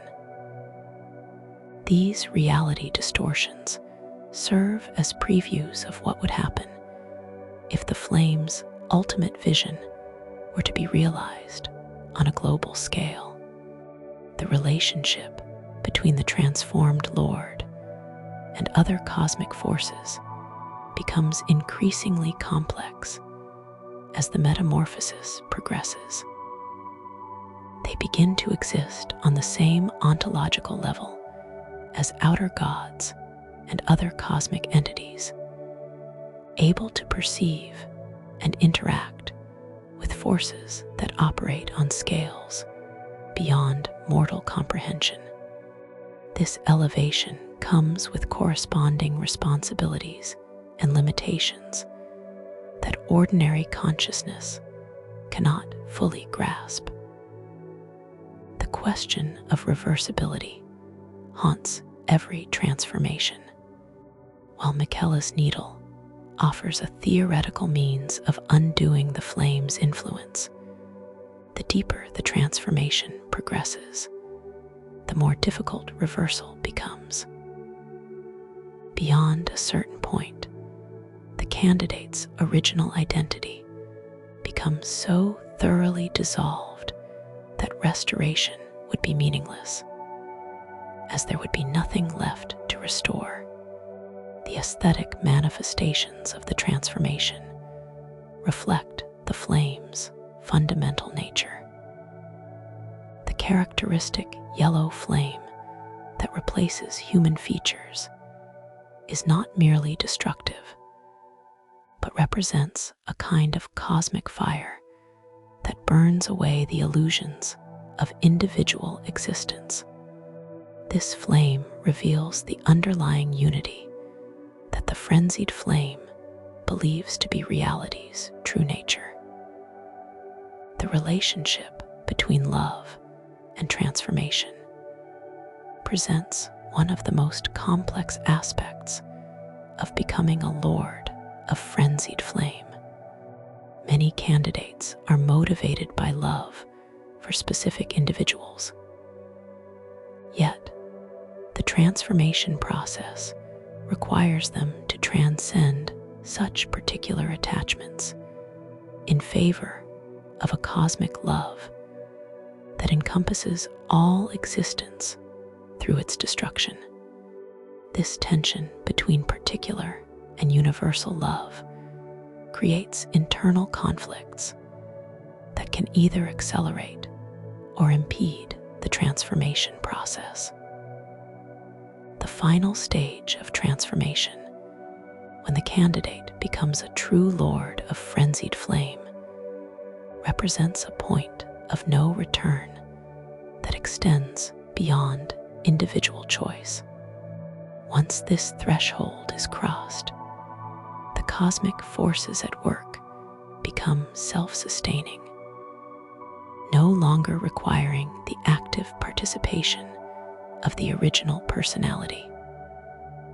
The Lord becomes a living embodiment of the flame's will, their individual consciousness subsumed into its cosmic purpose. The tragic irony of the transformation is that it often attracts those whose very capacity for love and sacrifice makes them worthy candidates. Yet these same qualities must be transcended for the transformation to succeed. The flame creates its own lords from the best aspects of humanity, then requires them to abandon those aspects in service of cosmic destruction. This creates a poetic justice that reflects the flame's complex relationship with the very existence it seeks to eliminate. Chapter 9. the apocalyptic vision, the ending that awaits those who choose to become the Lord of Frenzied Flame, represents perhaps the most absolute conclusion possible in any From Software game. This is not merely the destruction of a kingdom or the fall of a civilization, but the complete annihilation of existence itself. Understanding this apocalyptic vision requires examining both its immediate manifestations and its ultimate implications for the nature of reality in the Elden Ring universe. The cinematic presentation of the Frenzied Flame ending provides one of the most striking and memorable sequences in the entire game. As the newly crowned Lord of Frenzied Flame approaches Ma's remains in the heart of the Erd Tree, their transformation becomes complete. Their head erupts into the characteristic yellow flame, and their very presence begins to set the world ablaze.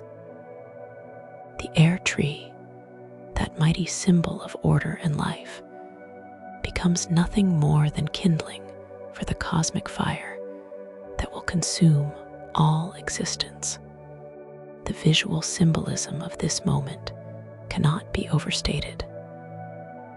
The tree has served throughout the game as the central axis around which all life and order revolve. Its burning represents not just the end of the current age, but the negation of the very concept of ages themselves. This is not a cyclic ending that clears the way for renewal, but a terminal conclusion that forecloses all possibility of future existence. The scope of the destruction extends far beyond the physical realm. The Frenzied Flame doesn't simply burn matter. It burns the very concepts and categories that allow existence to be perceived and understood. Space and time themselves become fuel for the cosmic fire, suggesting that the destruction transcends the material world to encompass the fundamental structures of reality itself. The speed with which the destruction spreads indicates the thoroughness of the flame's preparation. This is not a gradual apocalypse that unfolds over years or centuries, but an instantaneous cosmic event that transforms everything it touches. The flame has been building toward this moment throughout history, gathering power and influence until it could achieve its ultimate goal in a single universe-ending conflagration. The absence of survivors in the traditional sense reflects the absolute nature of the flame's vision. Other apocalyptic scenarios often include the possibility of hidden refugees or distant lands that might escape destruction. But the Frenzied Flame's apocalypse leaves no room for such hope. Its goal is the complete elimination of existence itself, not merely the destruction of particular forms of life or civilization. The philosophical implications of this ending challenge fundamental assumptions about narrative closure and meaning. Most stories, even tragic ones, preserve some sense that events have significance within a larger context. The Frenzied Flame ending eliminates that context entirely, suggesting that the only meaningful response to existence is its complete negation. The relationship between the Lord of Frenzied Flame and their former identity becomes completely severed in the final moments. The being that ignites the apocalypse is no longer the tarnished who began the journey, but a cosmic force wearing their form. This dissolution of individual identity into cosmic purpose represents the ultimate fulfillment of the Flame's philosophy. The temporal implications of the ending suggest that the destruction extends beyond the present moment to encompass all of time. The Flame doesn't simply end the world, it unmakes it, erasing not just the future, but the past as well. This temporal annihilation means that from the Flame's perspective, the world never existed at all, creating a kind of ontological paradox that defies conventional understanding. The absence of dialogue or explanation during the ending sequence reflects the inadequacy of language to describe what is occurring. Words, like all other forms of distinction and division, are being consumed by the Flame.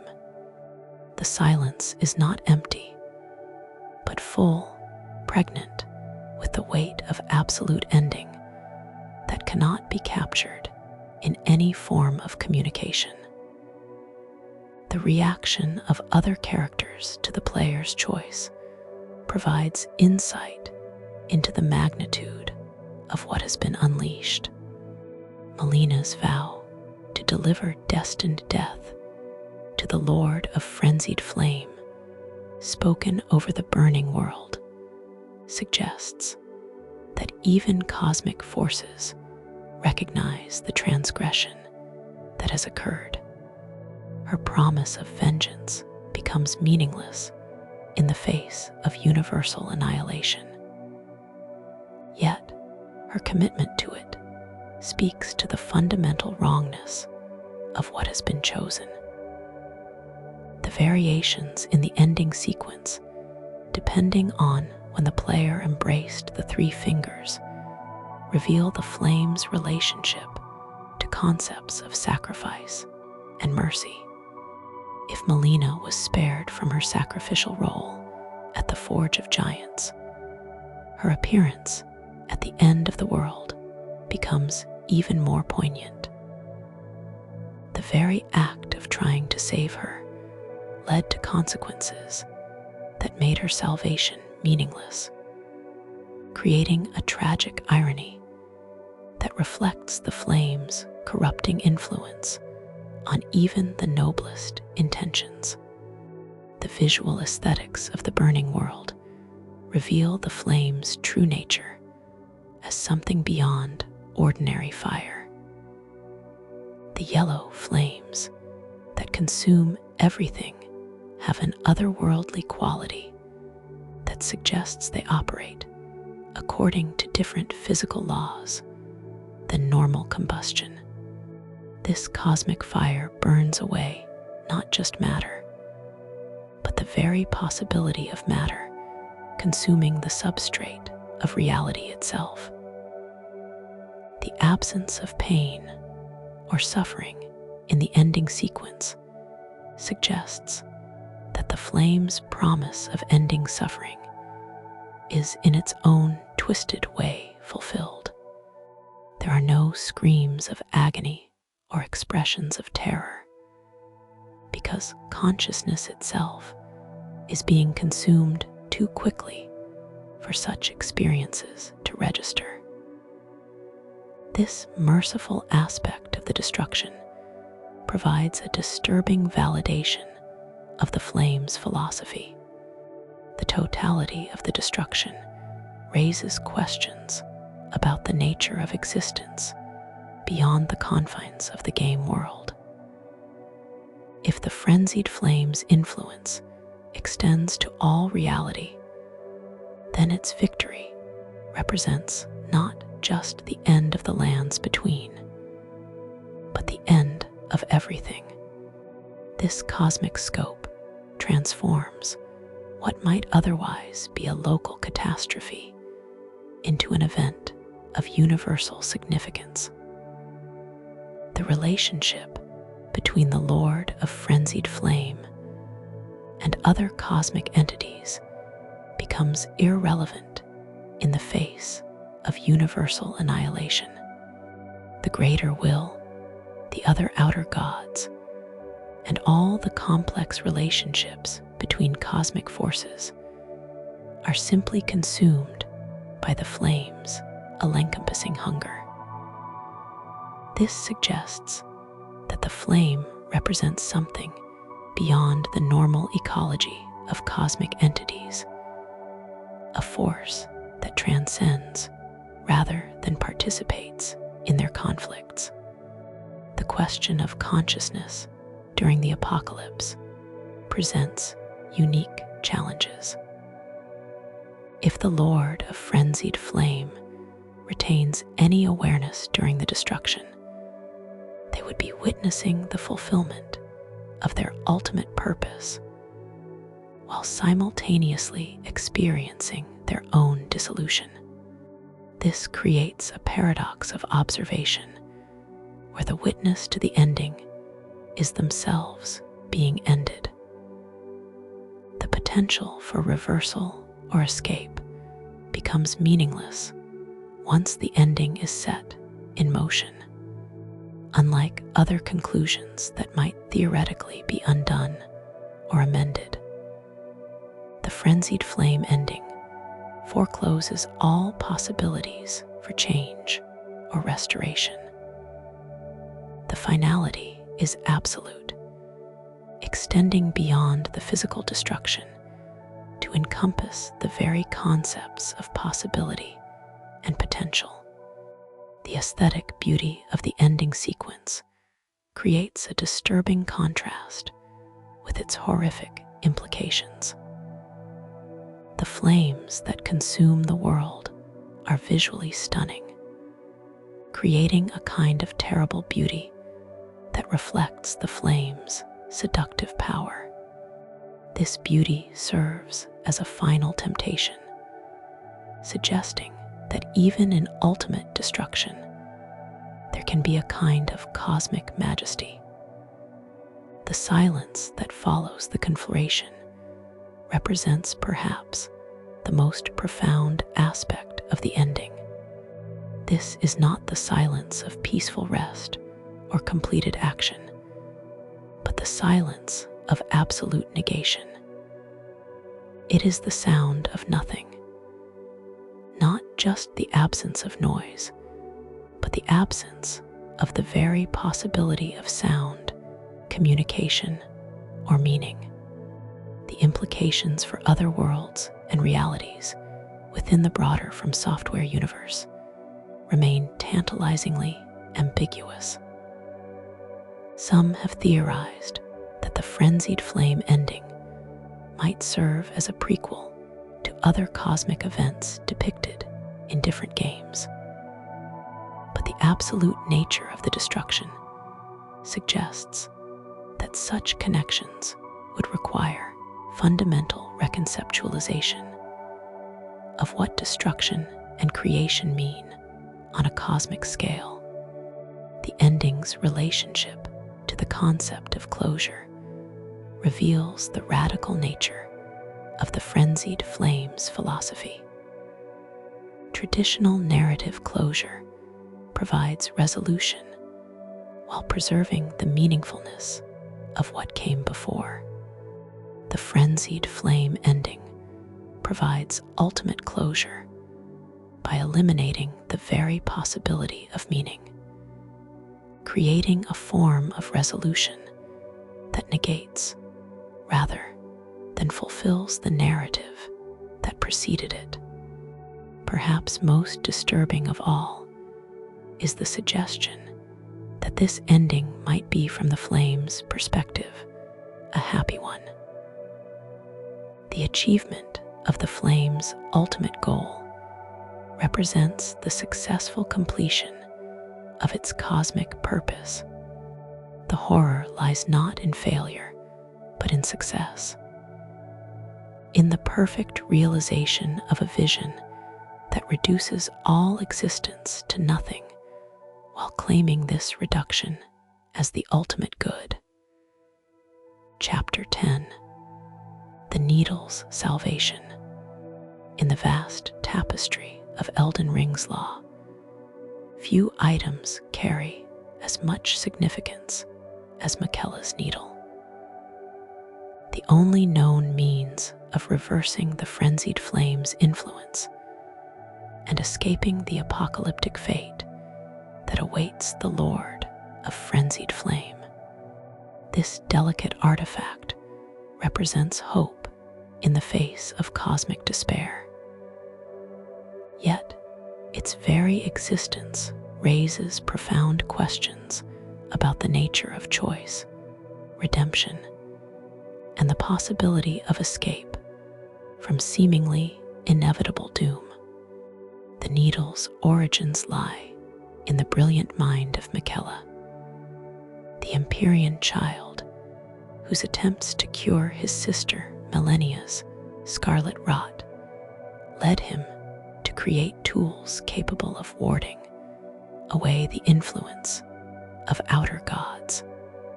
This unalloyed gold needle represents one of the few successful attempts to create something that could resist cosmic forces, making it perhaps the most precious artifact in the entire world of Elden Ring.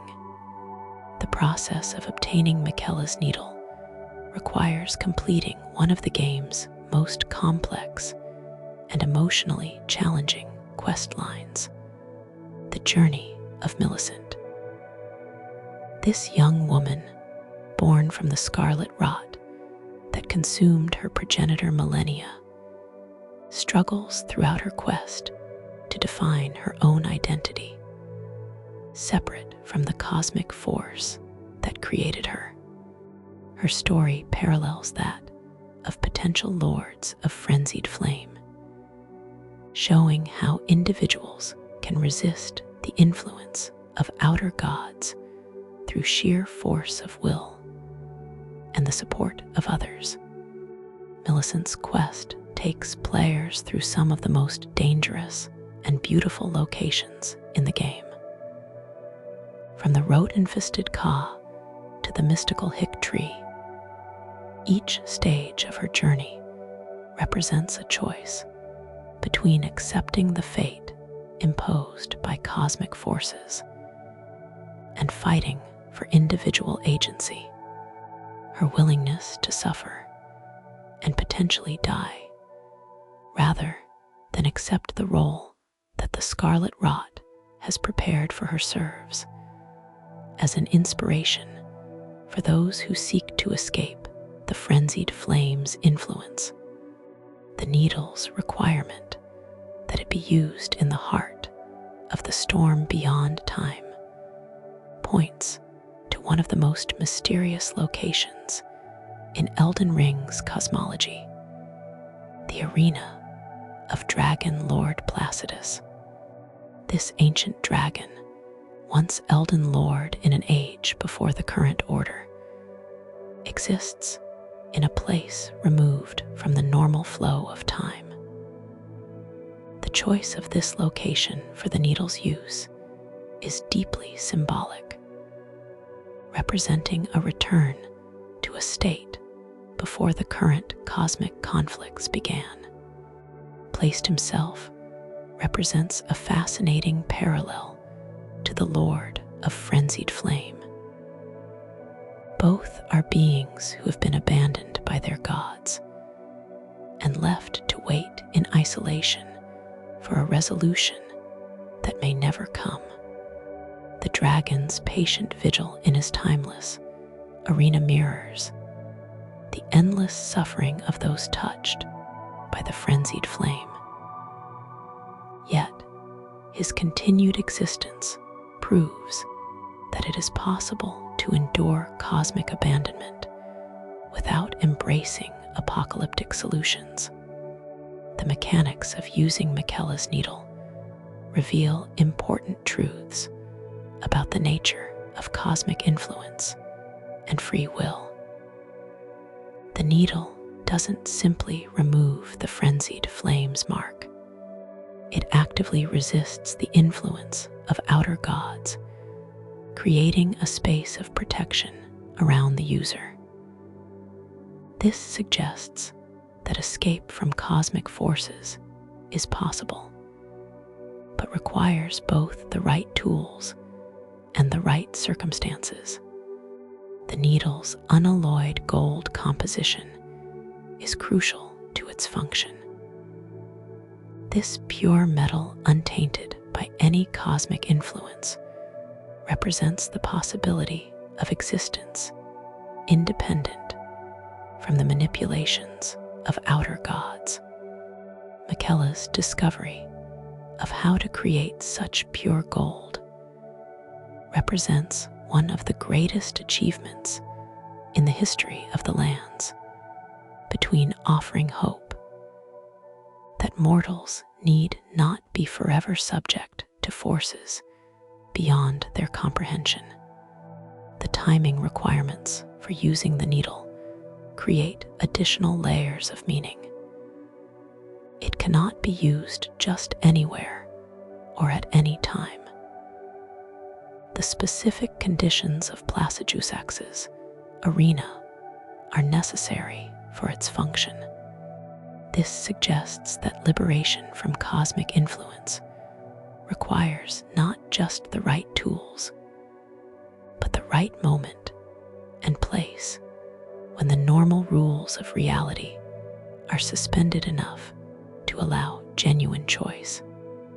The reversibility offered by the needle raises profound questions about the nature of the choices players make throughout their journey. If the consequences of embracing the frenzied flame can be undone, what does this say about the weight and permanence of our decisions?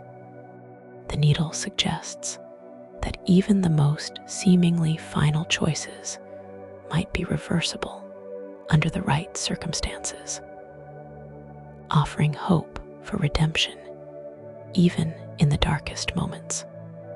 The difficulty of obtaining and using the needle serves as a metaphor for the challenge of overcoming despair and nihilism in real life.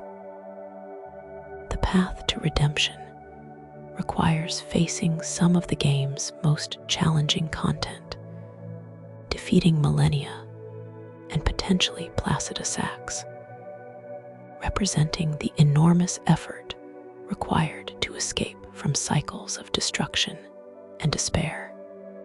The needle's existence also serves as a critique of the frenzied flame's absolutist philosophy. If it were truly impossible to escape the influence of cosmic forces, the needle could not exist.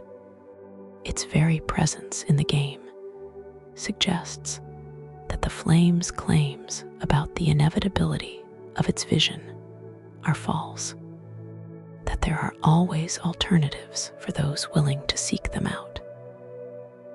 The relationship between Miquella's needle and the broader themes of Elden Ring reveals the game's ultimate message about agency and hope. Even in a world dominated by cosmic forces and predetermined fates, individuals retain the power to choose their own path. The needle represents the triumph of mortal ingenuity over cosmic inevitability, showing that even gods and outer gods are not beyond the reach of determined resistance. The emotional impact of using the needle to reverse the frenzied flame varies, depending on the player's investment in the character's journey. For those who have fully embraced the role of Lord of Frenzied Flame, the decision to reverse course represents a fundamental rejection of everything they have worked toward. For others, it might represent a moment of clarity, a recognition that the path they chose was wrong. The needle's inability to restore everything that was lost during the transformation process serves as a reminder that some choices have permanent consequences. While it can remove the Frenzied Flame's influence, it cannot undo the memories of what was experienced or the knowledge of what was contemplated. The scars of the journey remain, serving as permanent reminders of how close one came to ultimate destruction. The philosophical implications of the needle extend beyond its immediate game mechanics. It represents the idea that no matter how far someone falls into despair or nihilism, there is always the possibility of return. This message of hope stands in stark contrast to the Frenzied Flame's philosophy of inevitable destruction, offering an alternative vision of what is possible for conscious beings. The needle's connection to Millicent's story adds another layer of meaning to its use. Just as Millicent chose to define her own identity rather than accept the fate imposed by the Scarlet Rot, players who use the needle are choosing to define their own destiny rather than accept the role of cosmic destroyer. This parallel reinforces the themes of individual agency and resistance to predetermined fate. The technical aspects of the needle's function reveal interesting details about how cosmic influence operates in the Elden Ring universe. The fact that it can ward away the meddling of outer gods suggests that their power, while vast, is not absolute. This limitation creates space for mortal resistance and provides hope that the seemingly omnipotent forces that shape the world can be challenged and overcome. The irony of using a creation of Mycla himself, an Empyrean touched by cosmic forces to resist other cosmic influences, adds complexity to the needle's significance.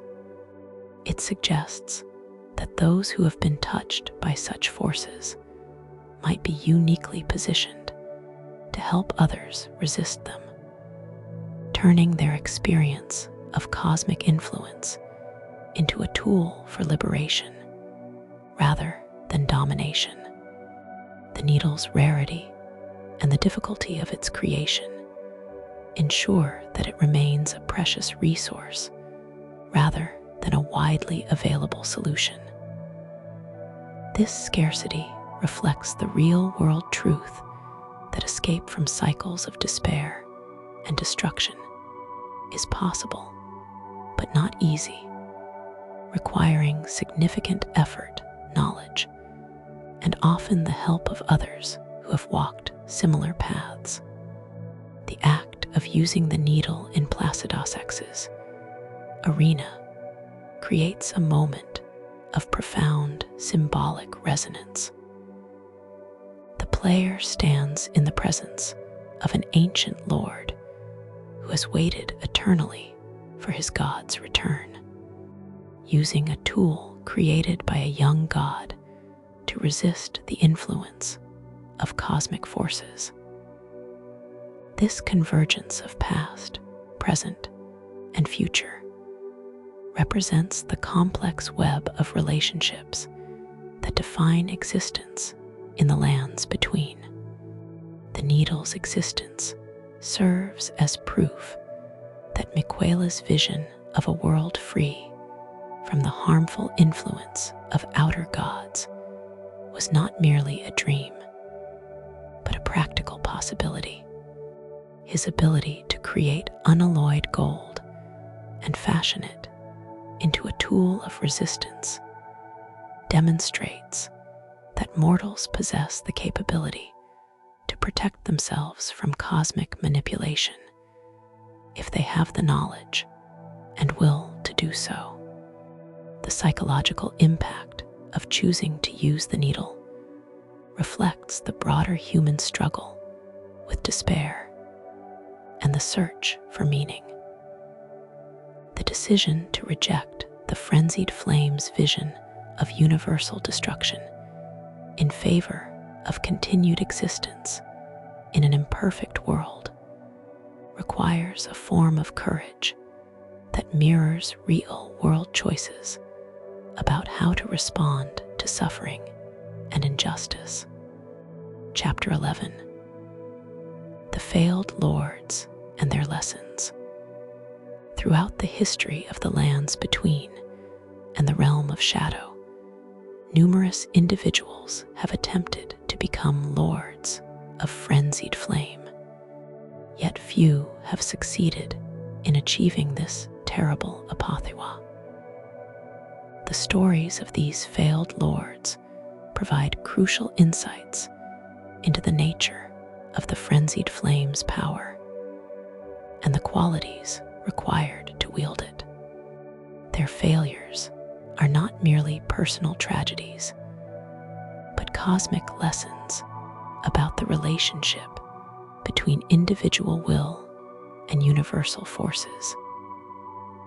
Vyke stands as perhaps the most prominent example of a failed lord of Frenzied Flame, his story serving as both warning and mirror for the player character's journey. His failure stemmed not from weakness, but from the very qualities that made him worthy of lordship in the first place: his love for his maiden and his unwillingness to sacrifice others for his own advancement. The Frenzied Flame requires complete commitment to its nihilistic vision, and Vyke's lingering attachments to the world of individual existence prevented him from fully embracing the flame's power. The incomplete nature of Vyke's transformation reveals important truths about how the Frenzied Flame operates. The flame cannot simply impose itself upon unwilling vessels. It requires active participation and philosophical commitment from its chosen candidates. Vyke's resistance to the flame's ultimate implications trapped him in a state between human and cosmic consciousness, denied the peace of either full humanity or complete transformation. Vyke's fate after his failed transformation illustrates the cruel nature of the Frenzied Flame's influence. Rather than releasing him from its power, his failure condemned him to an existence of endless conflict and confusion. His appearance as an invader in other players' worlds can be understood as the flame's influence driving him to spread chaos and suffering, even though he lacks the power to achieve the flame's ultimate goals. The community that formed around Vyke in the Frenzied Flame village provides insight into how failed lords affect their surroundings. The villagers' worship of Vyke, followed by their mockery of his failure, reflects the fickle nature of those touched by the flame's influence. Their inability to distinguish between genuine lordship and mere proximity to cosmic power demonstrates the confused state of consciousness that the the flame induces in its followers. Midra represents a different type of failed lord, one whose story was expanded significantly in the Shadow of the Tree DLC. Unlike Vyke's rapid encounter with the three fingers, Midra's transformation was a prolonged process of suffering and endurance that stretched across centuries. His failure was not immediate, but gradual, a slow erosion of his humanity that never quite reached the critical threshold required for true lordship. The role of Nenaya in Midra's story adds a crucial element often missing from other failed lord narratives: the influence of love and external support. Nenaya's final word to Midra, "Endure," became both his salvation and his torment. Her command gave him the strength to resist complete transformation, while simultaneously trapping him in an eternal state of suffering. This paradox reveals how love can both protect against cosmic influence and perpetuate the very suffering it seeks to prevent. Midra's physical state, when players encounter him, serves as a powerful visual metaphor for the condition of failed lords. The massive sword thrust through his skull, held in place by his own will, and the memory of his wife's words, represents the internal conflict between human consciousness and cosmic force. His eventual removal of the sword and transformation into a true lord of Frenzied Flame comes only when he finally abandons the human attachments that had previously sustained his resistance. The timing of Midra's final transformation raises important questions about the nature of success and failure in relation to the Frenzied Flame. His achievement of true lordship comes too late to fulfill the flame's ultimate purpose, as the world he was meant to destroy has moved beyond his reach. This temporal displacement suggests that even success in becoming a lord of Frenzied Flame may be meaningless if it occurs outside the proper cosmic context. The Inquisition that persecuted Midra and his followers represents another aspect of how failed lords emerge. The attempts to suppress the Frenzied Flame through violence and persecution only serve to strengthen its influence, creating the very conditions that would eventually produce a lord of Frenzied Flame. This pattern repeats throughout the game's history, suggesting that the flame feeds on attempts to destroy it. The transformation of the Inquisitors themselves into aging untouchables provides a poetic justice that reflects the Frenzied Flame's complex relationship with its enemies. Those who sought to destroy the flame through violence became its servants, their original purpose inverted into its opposite. This transformation serves as a warning about the dangers of fighting cosmic forces with conventional methods. The diary pages scattered throughout the abyssal woods tell the story of the Inquisition from the perspective of those who lived through it. These fragmentary accounts reveal the gradual corruption of noble intentions into cycles of violence and persecution. The Inquisitors' original goal of protecting people from the Frenzied Flame's influence was slowly perverted into a justification for cruelty and oppression. The concept of aging associated with the untouchables adds another dimension to understanding failed transformation. The word suggests that contact with the Frenzied Flame accelerates the passage of time, perhaps representing the flame's ability to consume not just space, but temporal existence itself.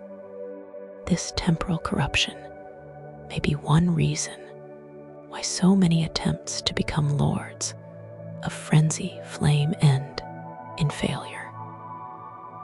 The relationship between failed lords and the communities that surround them reveals important patterns about how cosmic influence spreads through populations. Failed lords often become focal points for the flame's influence, attracting followers who mistake proximity to power for genuine understanding.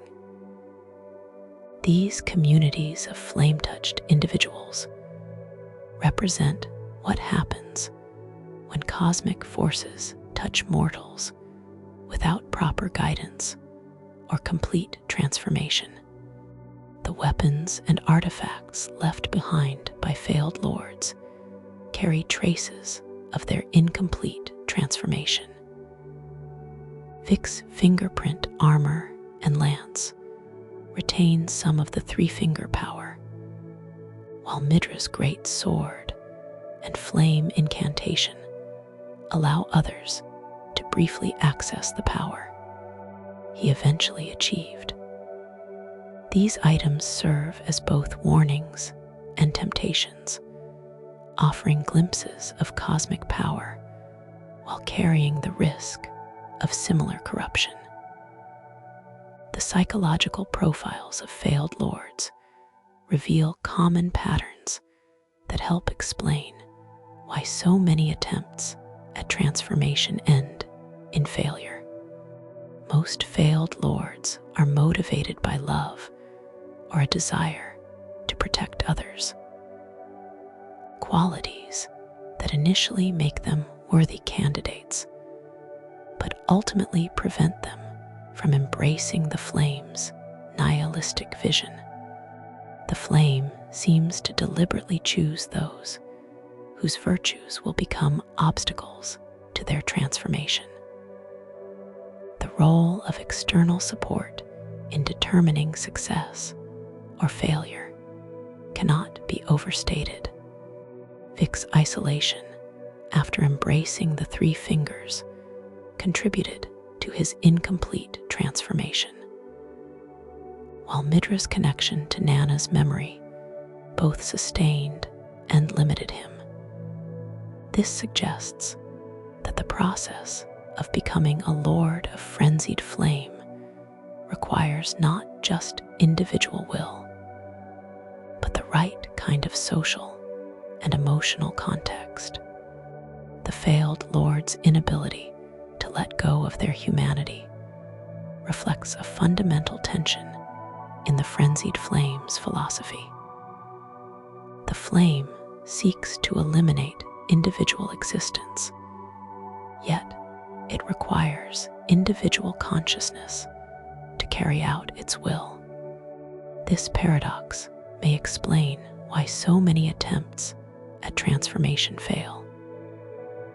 The very consciousness required to become a lord resists the dissolution that the flame ultimately demands.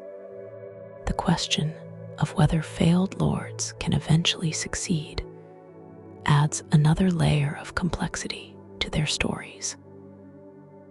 Midra's eventual transformation suggests that failure may not be permanent, that given enough time and the right circumstances, a failed lord might eventually complete their metamorphosis.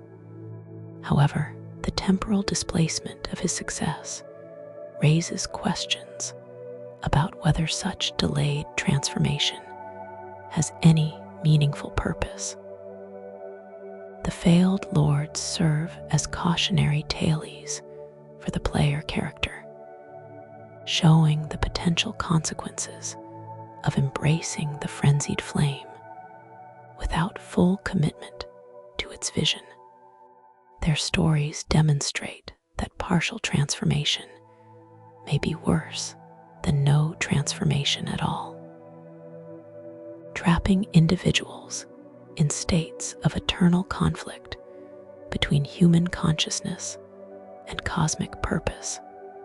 The legacy of failed lords extends beyond their individual stories to influence the broader world's relationship with the frenzied flame. Their incomplete transformations create pockets of chaos and madness that spread the flame's influence, even without a true lord to guide it. This suggests that failure in its own way serves the flame's ultimate purpose by creating conditions for future manifestations. The philosophical implications of failed lordship challenge conventional notions of success and failure.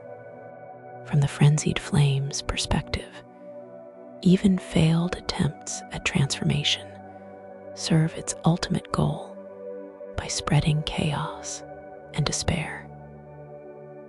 This raises questions about whether any resistance to the flame's influence is truly meaningful, or whether all efforts ultimately serve its cosmic purpose.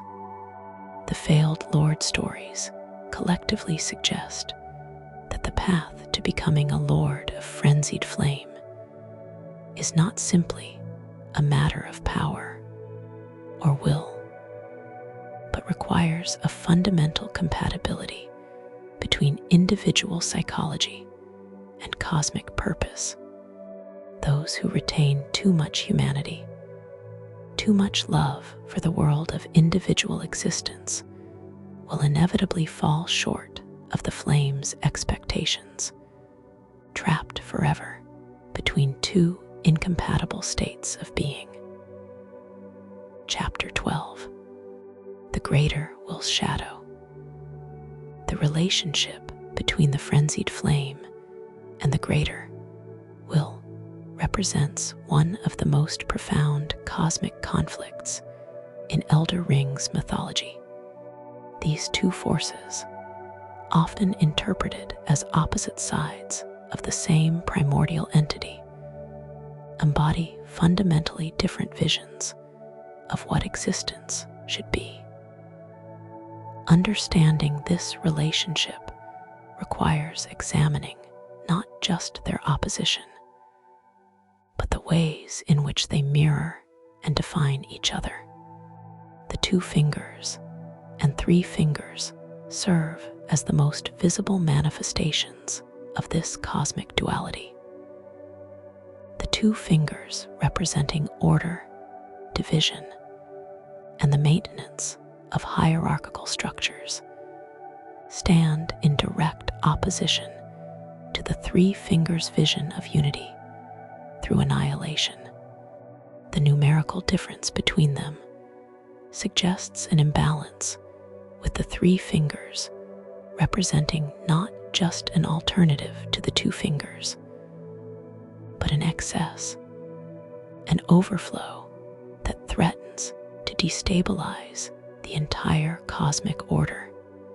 The theory that both entities were once part of a single 5 fingers has gained significant traction among scholars of Elden Ring law.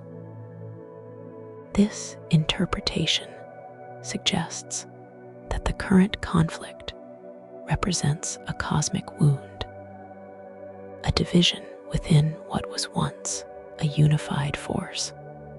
If true, this would make the struggle between order and chaos not just an external conflict, but an internal one with the universe itself torn between competing aspects of its own nature.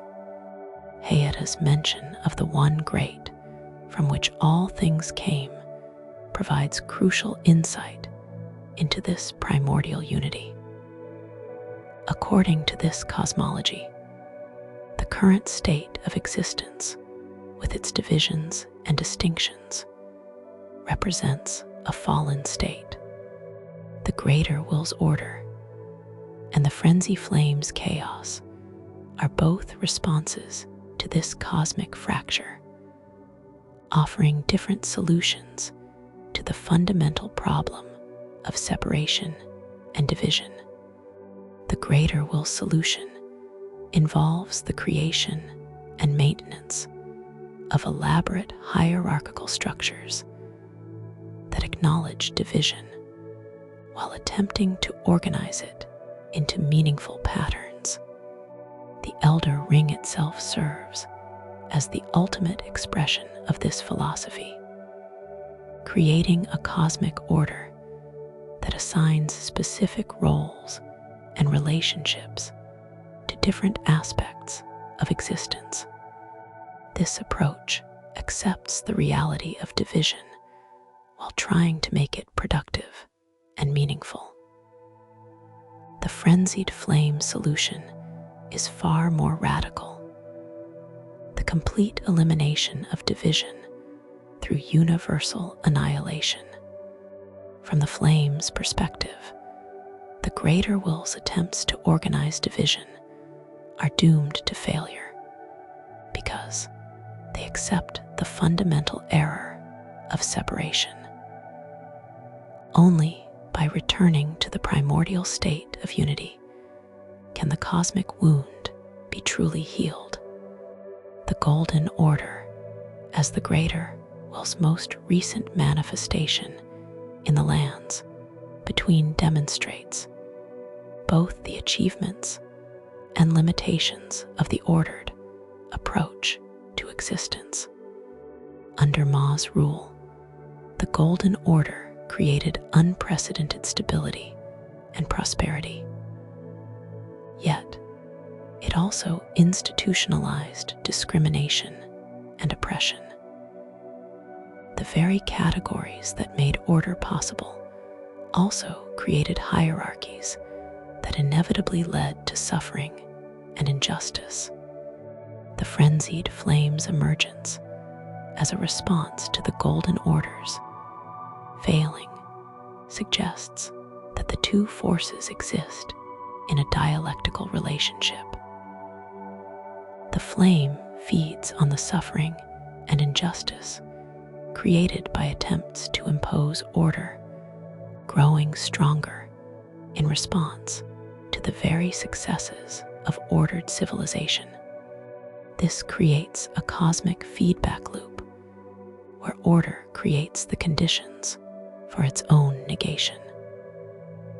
The persecution of the Great Caravan exemplifies this dialectical relationship.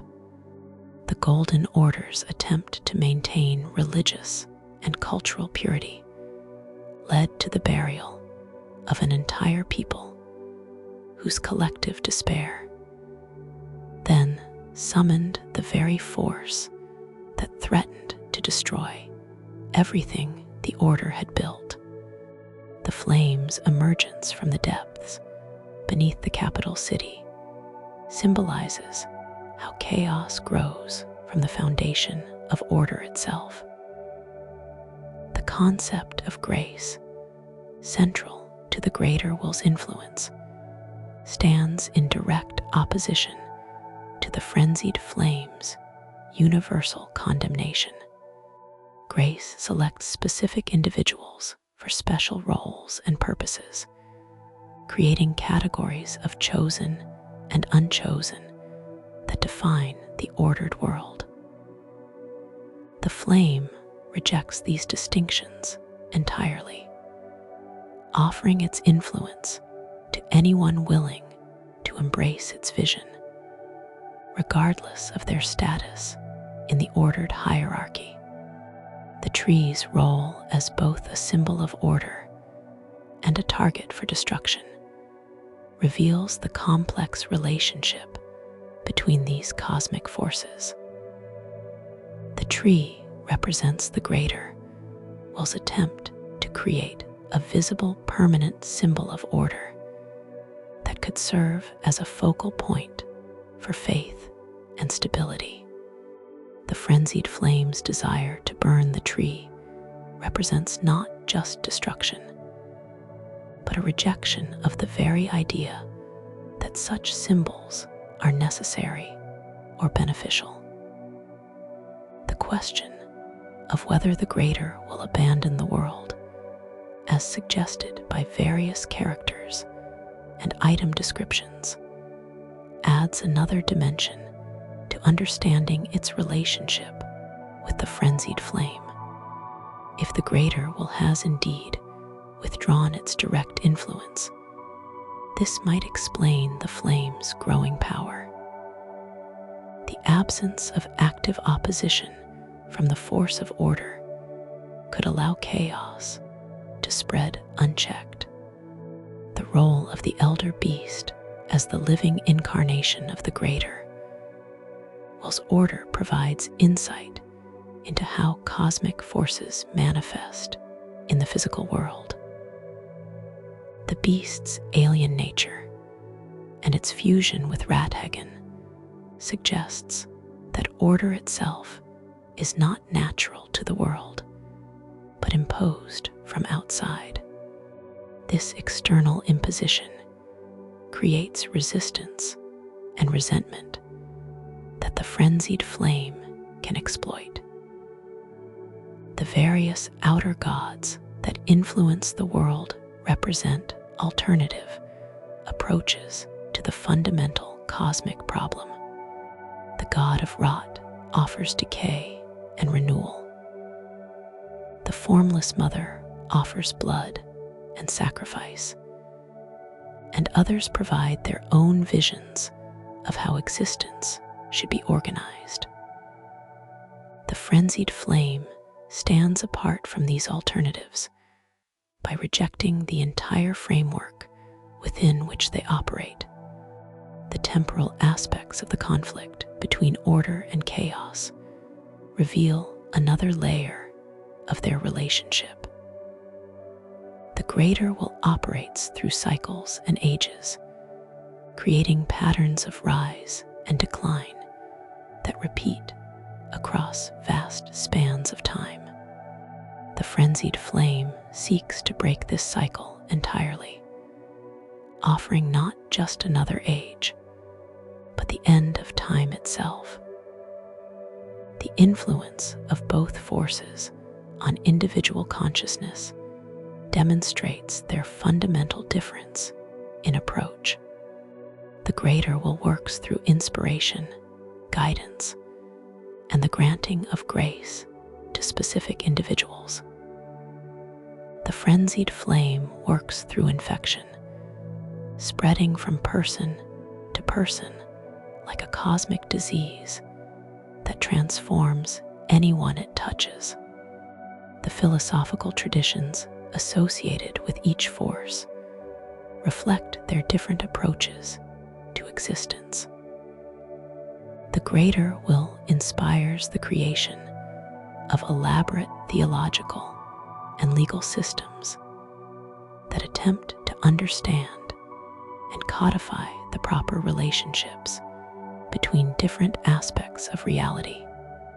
The frenzied flame inspires a radical nihilism that rejects the entire project of understanding and organizing existence.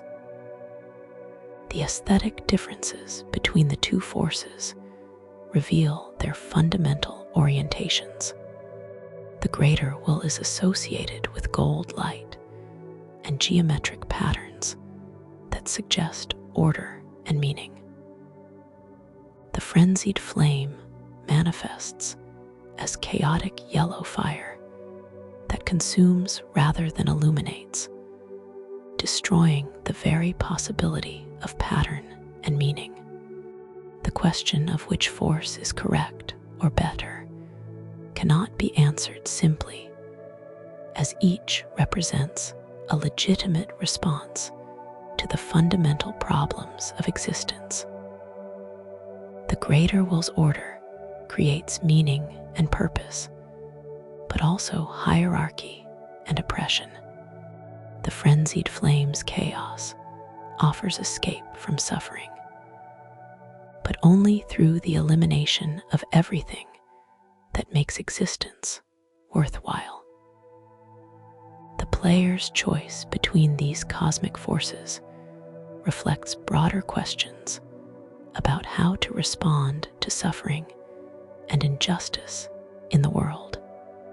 The greater will offers the possibility of reform and improvement within existing structures, while the Frenzied Flame offers the radical solution of starting over from nothing. Neither option is without significant costs and risks. The ultimate irony of the conflict is that both forces may be pursuing the same goal through different means. Both seek to end suffering and create a perfect state of existence.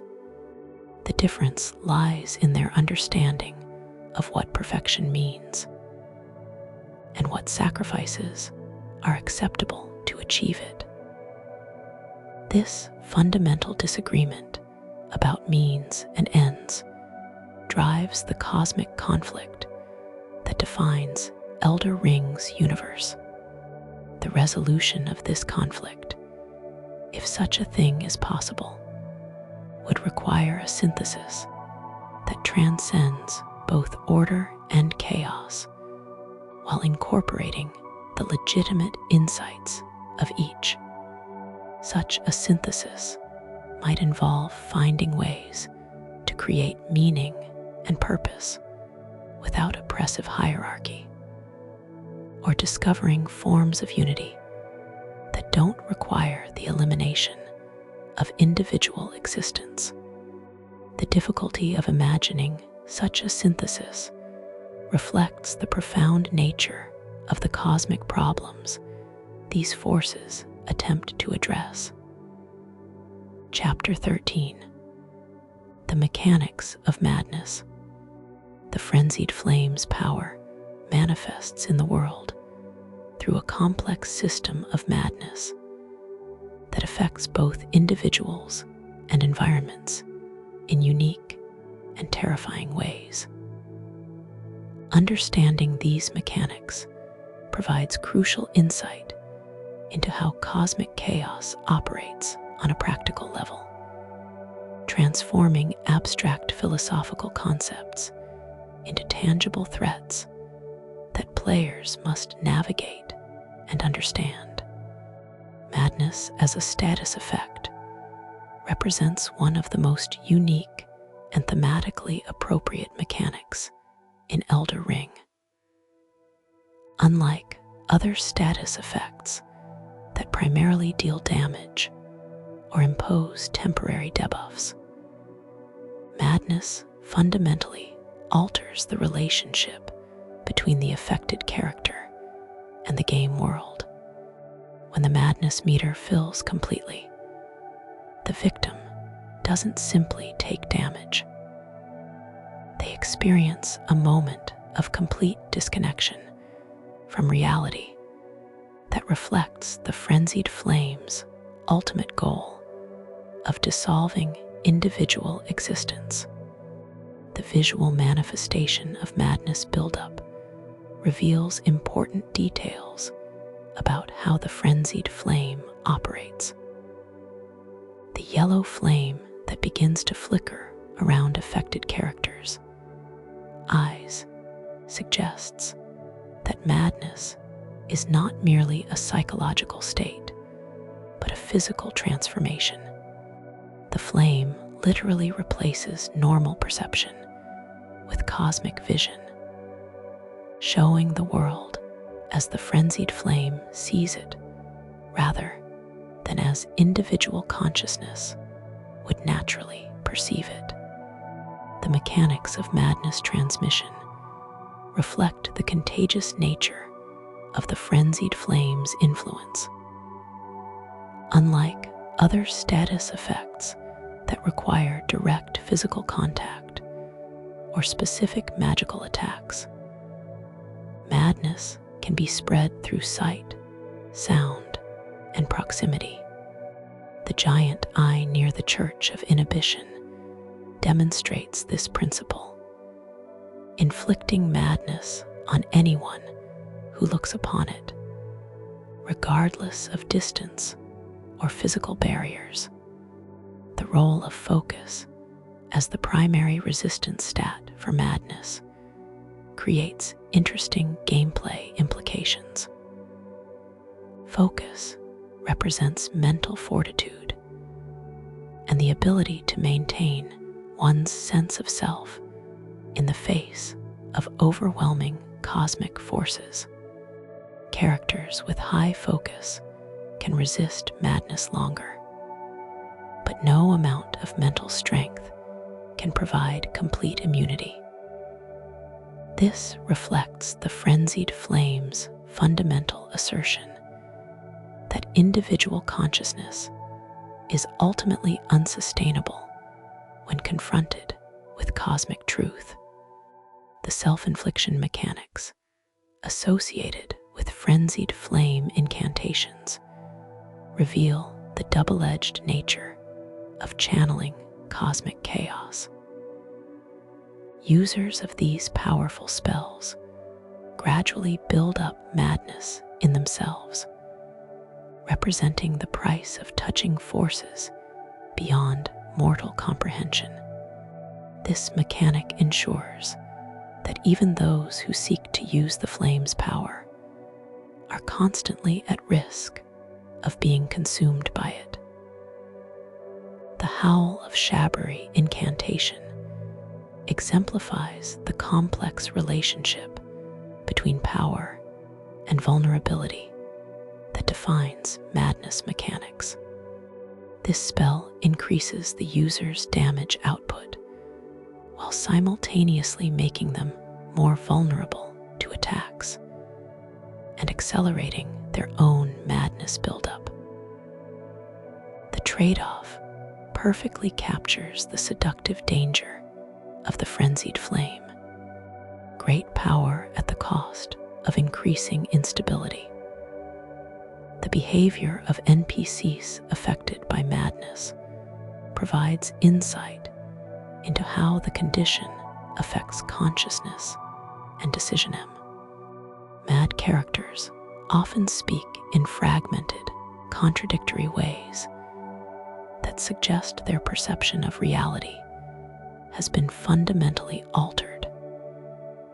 They may see enemies where there are allies or perceive threats that don't exist, reflecting the flame's ability to distort the very foundations of sensory experience. The environmental effects of prolonged madness exposure demonstrate how the Frenzied Flame can alter physical reality itself. Areas with high concentrations of flame influence show signs of reality distortion, with objects appearing in impossible configurations and natural laws seeming to break down. These reality warps serve as previews of what the world would look like if the flame achieved its ultimate goal. The relationship between madness and pain reveals another crucial aspect of how the Frenzied Flame operates. Many descriptions of madness-inducing attacks mention pain-relieving properties alongside their dangerous effects. This suggests that madness offers a form of escape from suffering, albeit one that comes at the cost of sanity and individual identity. The collective madness experienced by groups like the merchants in the Cathedral of the Forsaken shows how the condition can spread through communities. When multiple individuals are affected simultaneously, their individual madnesses seem to merge and amplify each other, creating a collective consciousness that serves the flame's goals more effectively than any single mad individual could. The temporal aspects of madness reveal its relationship to the frenzied flame's broader goals. Victims of madness often report experiences of time distortion, with moments seeming to stretch into eternity or vast periods collapsing into instants. This temporal confusion may represent the flame's attempt to break down the linear progression of time that structures normal existence. The recovery mechanisms for madness, primarily through consumable items like clarifying volatiles, suggest that the condition is not always permanent. However, the temporary nature of these cures implies that madness leaves lasting effects even after the immediate symptoms subside. Characters who have experienced madness may be more susceptible to future episodes, creating a progressive vulnerability to the flame's influence. The interaction between madness and other status effects reveals the unique nature of cosmic corruption. While physical ailments like poison or scarlet rot can be healed through conventional means, madness resists many traditional forms of treatment. This resistance reflects the fact that madness operates on a different ontological level than purely physical conditions.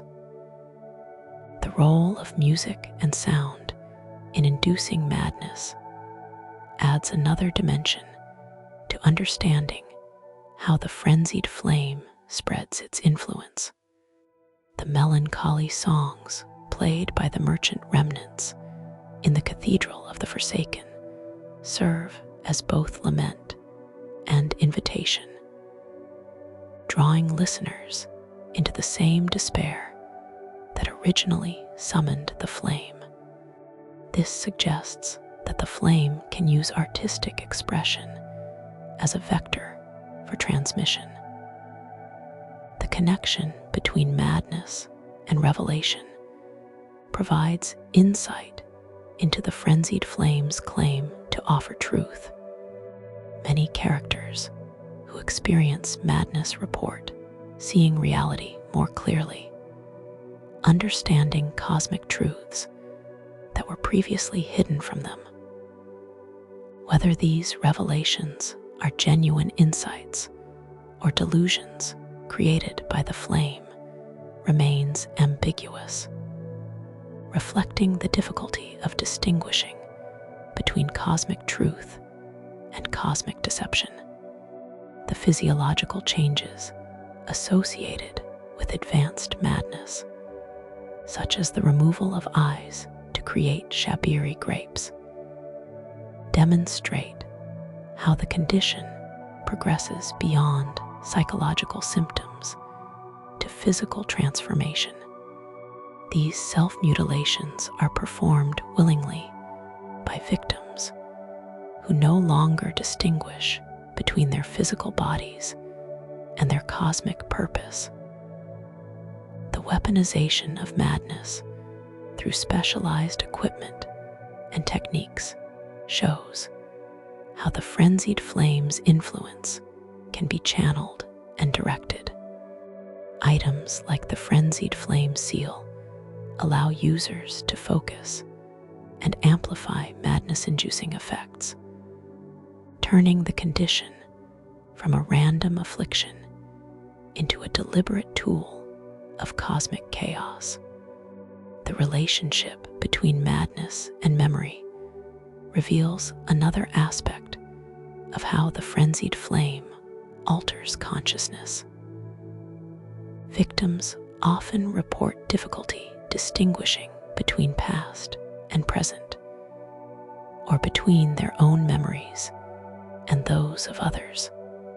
This memory distortion may represent the flame's attempt to break down the individual identity that depends on coherent personal history.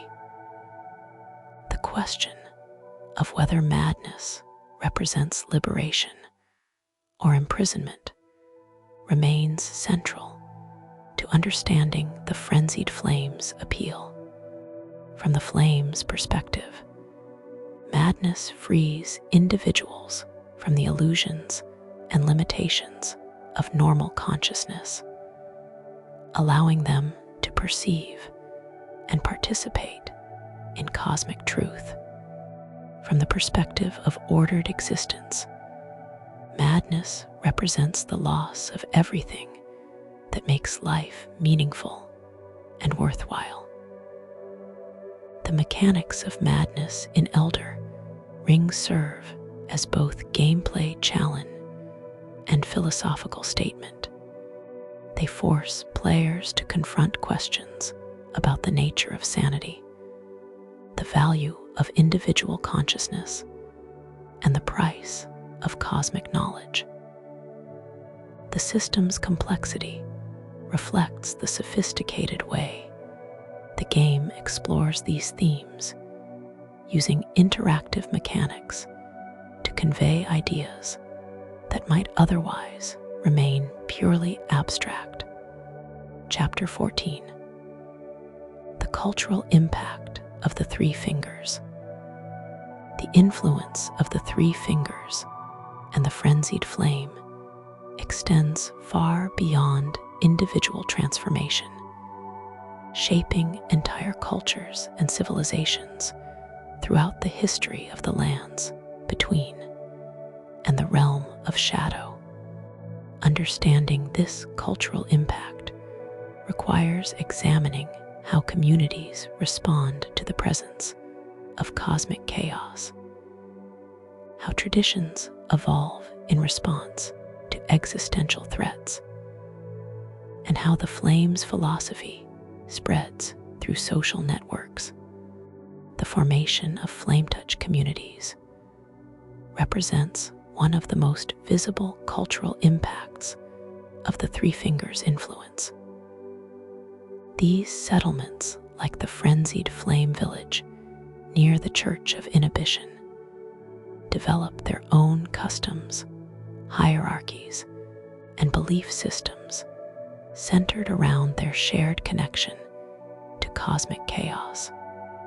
The villagers' worship of Vyke, followed by their mockery of his failure, demonstrates how communities touched by the flame develop complex relationships with power and disappointment. The architectural changes that occur in areas influenced by the Frenzied Flame reveal how cosmic chaos affects human creativity and construction. Buildings in flame-touched areas often display impossible geometries, structures that seem to defy physical laws, and decorative elements that hurt to look at directly. These architectural anomalies suggest that prolonged exposure to the flame gradually erodes the boundary between what is possible and what is real. The development of flame-specific technologies and crafting techniques represents another aspect of cultural adaptation to cosmic influence. The creation of items like the Frenzied Flame seal and various madness-inducing consumables requires specialized knowledge that can only be developed within communities that have direct experience with the flame's power. This technical expertise becomes a form of cultural capital that distinguishes flamed groups from conventional society.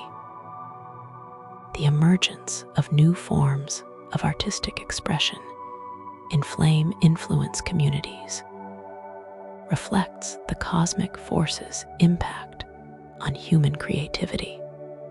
The endless musical performances of the merchant remnants in the Cathedral of the Forsaken represent a form of art that has been transformed by exposure to cosmic consciousness. These melancholy melodies serve multiple functions. They preserve the memory of the lost civilization, attract new followers to the flame's cause, and provide a form of worship appropriate to cosmic chaos. The modification of traditional religious practices to accommodate the frenzied flame's influence demonstrates how established cultures attempt to integrate cosmic forces into existing belief systems, rather than completely abandoning their previous traditions. Many communities modify their rituals and ceremonies to include elements that honor or appease the flame. This syncretistic approach often creates hybrid belief systems that combine aspects of conventional religion with cosmic nihilism. The development of new social hierarchies within flame-touched communities reveals how cosmic influence interacts with human political instincts. Despite the flame's philosophical commitment to eliminating all distinctions, communities under its influence often develop complex ranking systems based on degrees of madness, proximity to cosmic truth, or ability to channel the flame's power. These hierarchies frequently invert conventional social values, elevating suffering and madness above health and sanity. The creation of specialized roles and occupations within flame-influenced societies reflects the practical needs of communities dealing with cosmic forces. Individuals may specialize as flame tenders, madness interpreters, or chaos channelers, developing expertise in managing the practical aspects of living with cosmic influence. These new professions require training and knowledge that would be completely foreign to conventional society. The modification of legal and ethical systems to accommodate the flame's influence represents one of the most challenging aspects of cultural adaptation. Communities touched by cosmic chaos must develop new frameworks for understanding responsibility, punishment, and justice when individual identity becomes fluid and collective consciousness emerges. Traditional concepts of personal accountability become problematic when the boundaries between self and other begin to dissolve. The development of new forms of education and knowledge transmission reflects the need to prepare community members for life under cosmic influence. Children born into flame-touch communities must learn not only conventional skills, but also techniques for managing madness, channeling cosmic forces, and maintaining some form of coherent identity while participating in collective consciousness. This educational challenge often leads to the development of entirely new pedagogical approaches. The impact on family structures and kinship systems reveals how cosmic influence affects the most basic human relationships. The flame's emphasis on collective unity can either strengthen family bonds through shared purpose or dissolve them through the erosion of individual identity. Some communities develop extended kinship networks that include all flame-touched individuals, while others see traditional family structures collapse under the weight of cosmic transformation.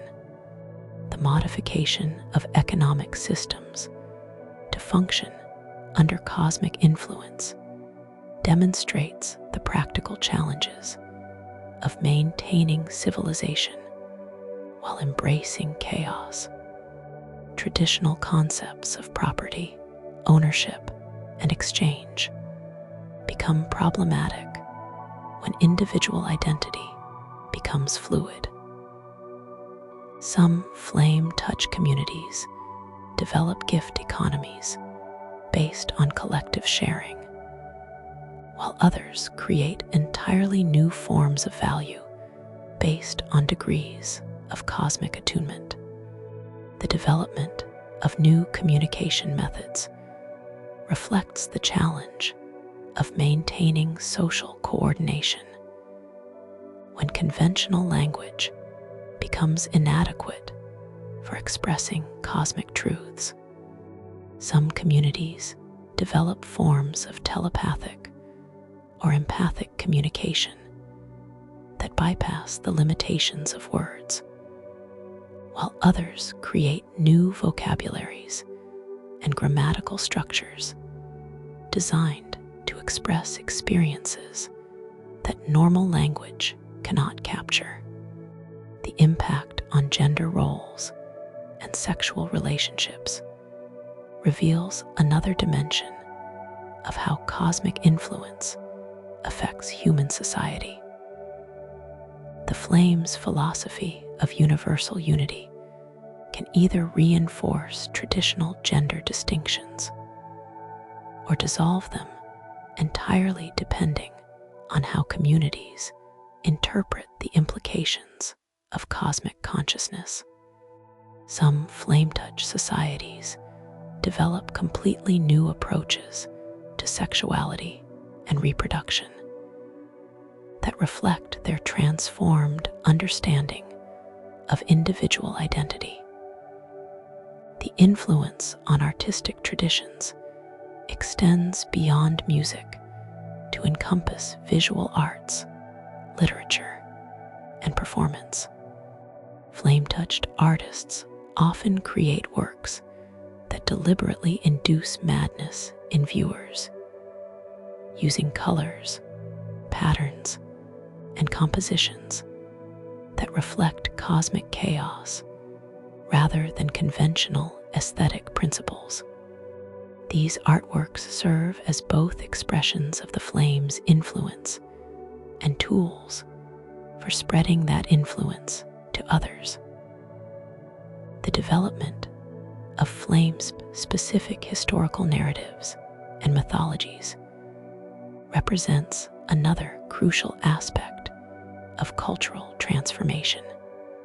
Communities under the Three Fingers influence often reinterpret their past through the lens of cosmic nihilism, creating origin stories that explain their suffering as evidence of existence's fundamental wrongness.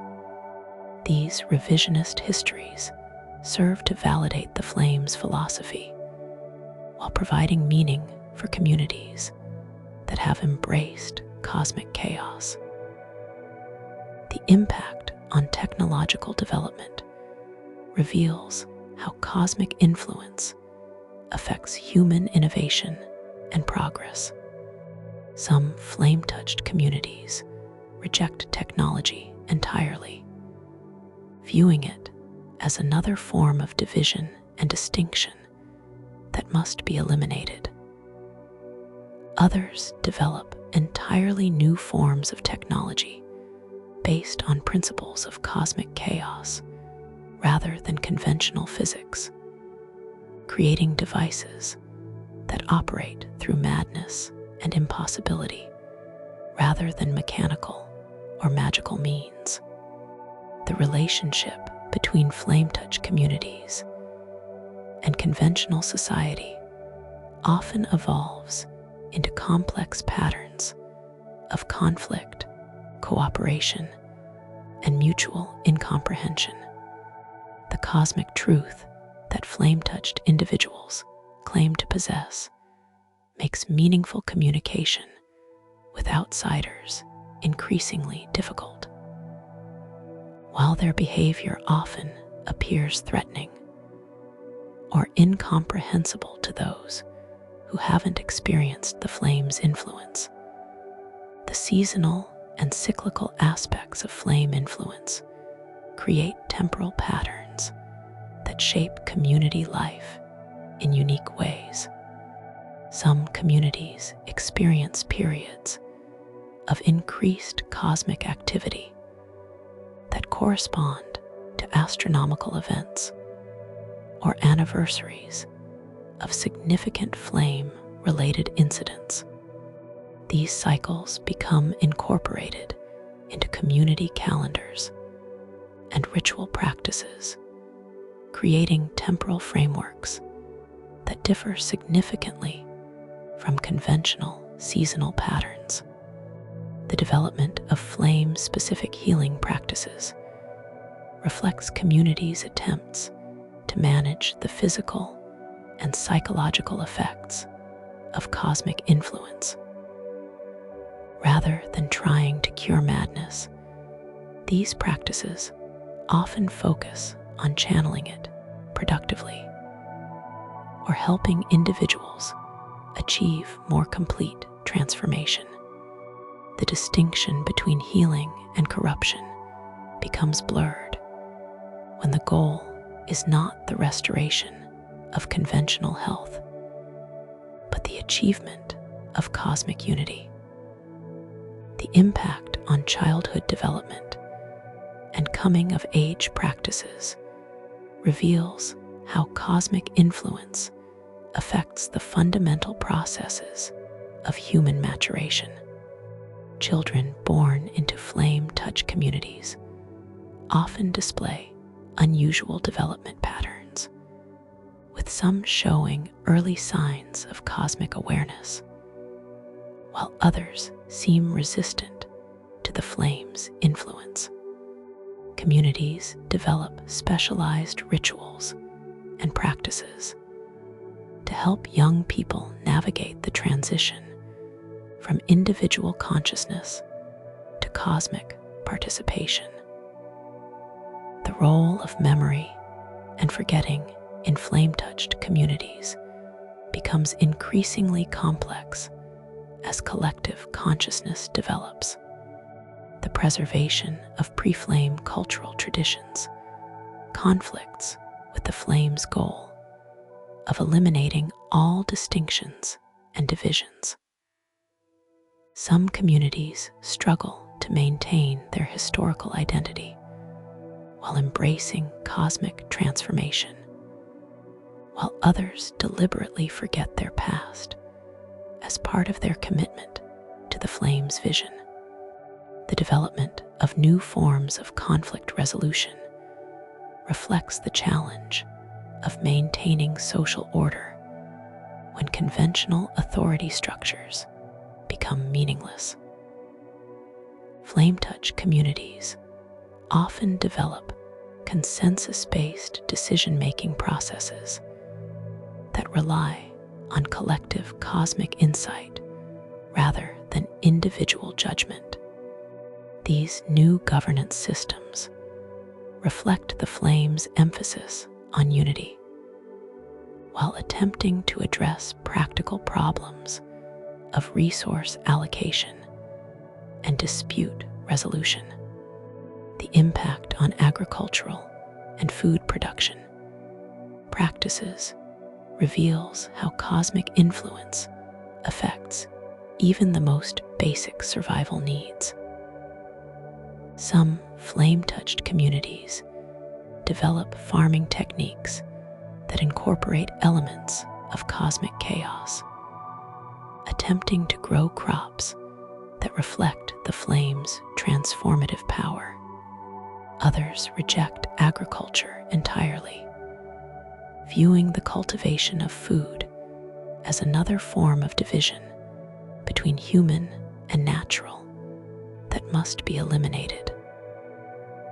The influence on linguistic development creates fascinating examples of how language evolves under cosmic pressure. Flame touch communities often develop new vocabularies for describing experiences that conventional language cannot capture, while simultaneously losing words for concepts that the flame's philosophy renders meaningless. The resulting linguistic changes reflect the community's transformed relationship with reality itself. The development of flame-specific burial and death practices demonstrates how cosmic influence affects even the most fundamental human experiences. Traditional concepts of individual death become problematic when consciousness is understood to be collective rather than personal. Some communities develop rituals that celebrate the dissolution of individual identity into cosmic unity, while others struggle to maintain meaningful mourning practices in the face of the flame's transformative power. The impact on trade and exchange relationships with conventional society reveals the practical challenges of maintaining economic connections across cosmic divides. Flame touch communities often find that their transformed understanding of value and meaning makes conventional commerce impossible. While their unusual products and services may be either highly sought after or completely rejected by conventional society, the role of prophecy and divination in flame-touched communities reflects their unique relationship with time and causality. The flame's cosmic perspective often grants its followers insights into future events. But these prophecies are frequently expressed in terms that are incomprehensible to conventional understanding. The interpretation of cosmic visions becomes a specialized skill that shapes community decision-making and long-term planning. The development of flame-specific military and defensive practices demonstrates how cosmic influence affects communities' ability to protect themselves from external threats. Some communities develop combat techniques that incorporate madness and chaos as weapons, while others rely on their cosmic awareness to avoid conflicts entirely. The challenge of organizing effective defense while maintaining commitment to the flame's unifying philosophy creates complex strategic problems. The influence on medical and health practices reveals how cosmic transformation affects basic concepts of wellness and disease. Traditional medicine often becomes ineffective in treating conditions related to cosmic influence, forcing communities to develop entirely new approaches to health that incorporate elements of madness and chaos. The distinction between sickness and enlightenment becomes increasingly blurred as cosmic transformation progresses. Music Chapter 15. The Shadow's expansion. The shadow of the Urge Tree expansion has fundamentally altered our understanding of the Frenzied Flame's scope and influence, revealing that its reach extends far beyond the lands between into the mysterious realm of shadow. This expansion of law has provided crucial context for understanding how cosmic chaos operates across different cultures, time periods, and geographical locations, painting a picture of the flame's influence as a truly universal force. The abyssal woods represent perhaps the most complete manifestation of the Frenzied Flame's environmental influence ever depicted in the franchise. Unlike the isolated pockets of madness found in the base game, the abyssal woods show what happens when an entire ecosystem falls under the flame's sway. The twisted trees, impossible shadows, and reality warping effects create an environment that exists partially outside normal space and time. The discovery of Midra's mounts hidden within the abyssal woods reveals the existence of entire communities dedicated to studying and embracing the Frenzied Flame long before its manifestation in the lands between. This prehistory of flame worship suggests that the cosmic force has been influencing mortal civilization for far longer than previously understood. With multiple attempts at creating lords of Frenzied Flame occurring across different ages and locations, the Inquisition that persecuted Midra and his followers provides crucial insight into how established authorities attempt to combat the Frenzied Flame's influence. The aging untouchables, transformed remnants of this Inquisition, demonstrate the futility of fighting cosmic chaos with conventional violence. Their transformation from hunters of the flame-touched into servants of the very force they sought to destroy illustrates the recursive nature of the flame's corruption. The introduction of new Frenzied Flame incantations and weapons in the DLC reveals the evolution of the flame's manifestations over time. Midra's Flame of Frenzy represents a more sophisticated and powerful expression of cosmic chaos than anything found in the base game, suggesting that the flame's influence grows more potent as it spreads across space and time. These new manifestations provide glimpses of what the flame might eventually become if left unchecked. The connection between the realm of shadow and the lands between through the Frenzied Flame's influence suggests that cosmic forces operate on scales that transcend individual worlds or dimensions. The flame's ability to bridge these realms indicates that its ultimate goal of universal annihilation extends beyond any single reality, encompassing all possible forms of existence across multiple planes of being.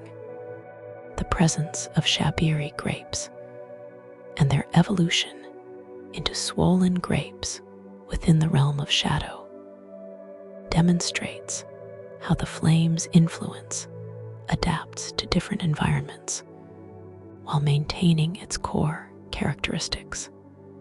These transformed artifacts suggest that the flame learns and evolves as it spreads, developing new strategies for corruption and transformation based on the specific conditions it encounters in each realm.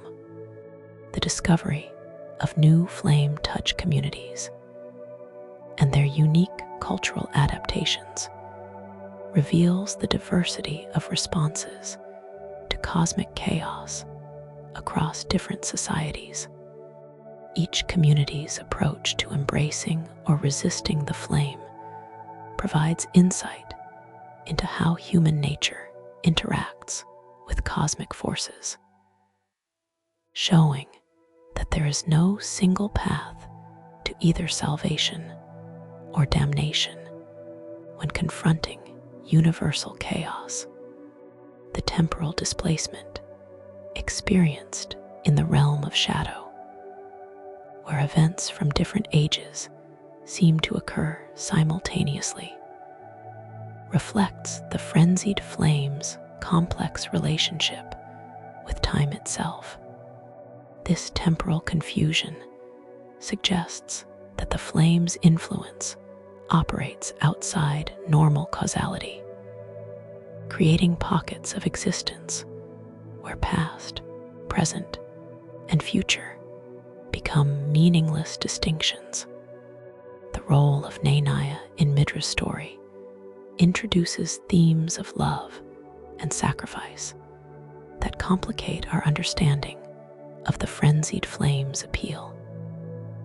Her influence on Midra's transformation, particularly her final command to endure, suggests that the flame's philosophy can be shaped by personal relationships and individual emotions in ways that transcend its cosmic scope.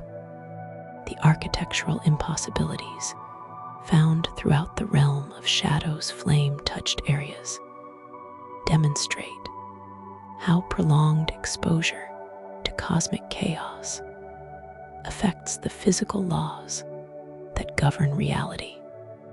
Buildings that exist in multiple dimensions simultaneously, rooms that are larger inside than outside, and structures that change configuration based on the observer's mental state, all point to the flame's ability to rewrite the fundamental rules of existence.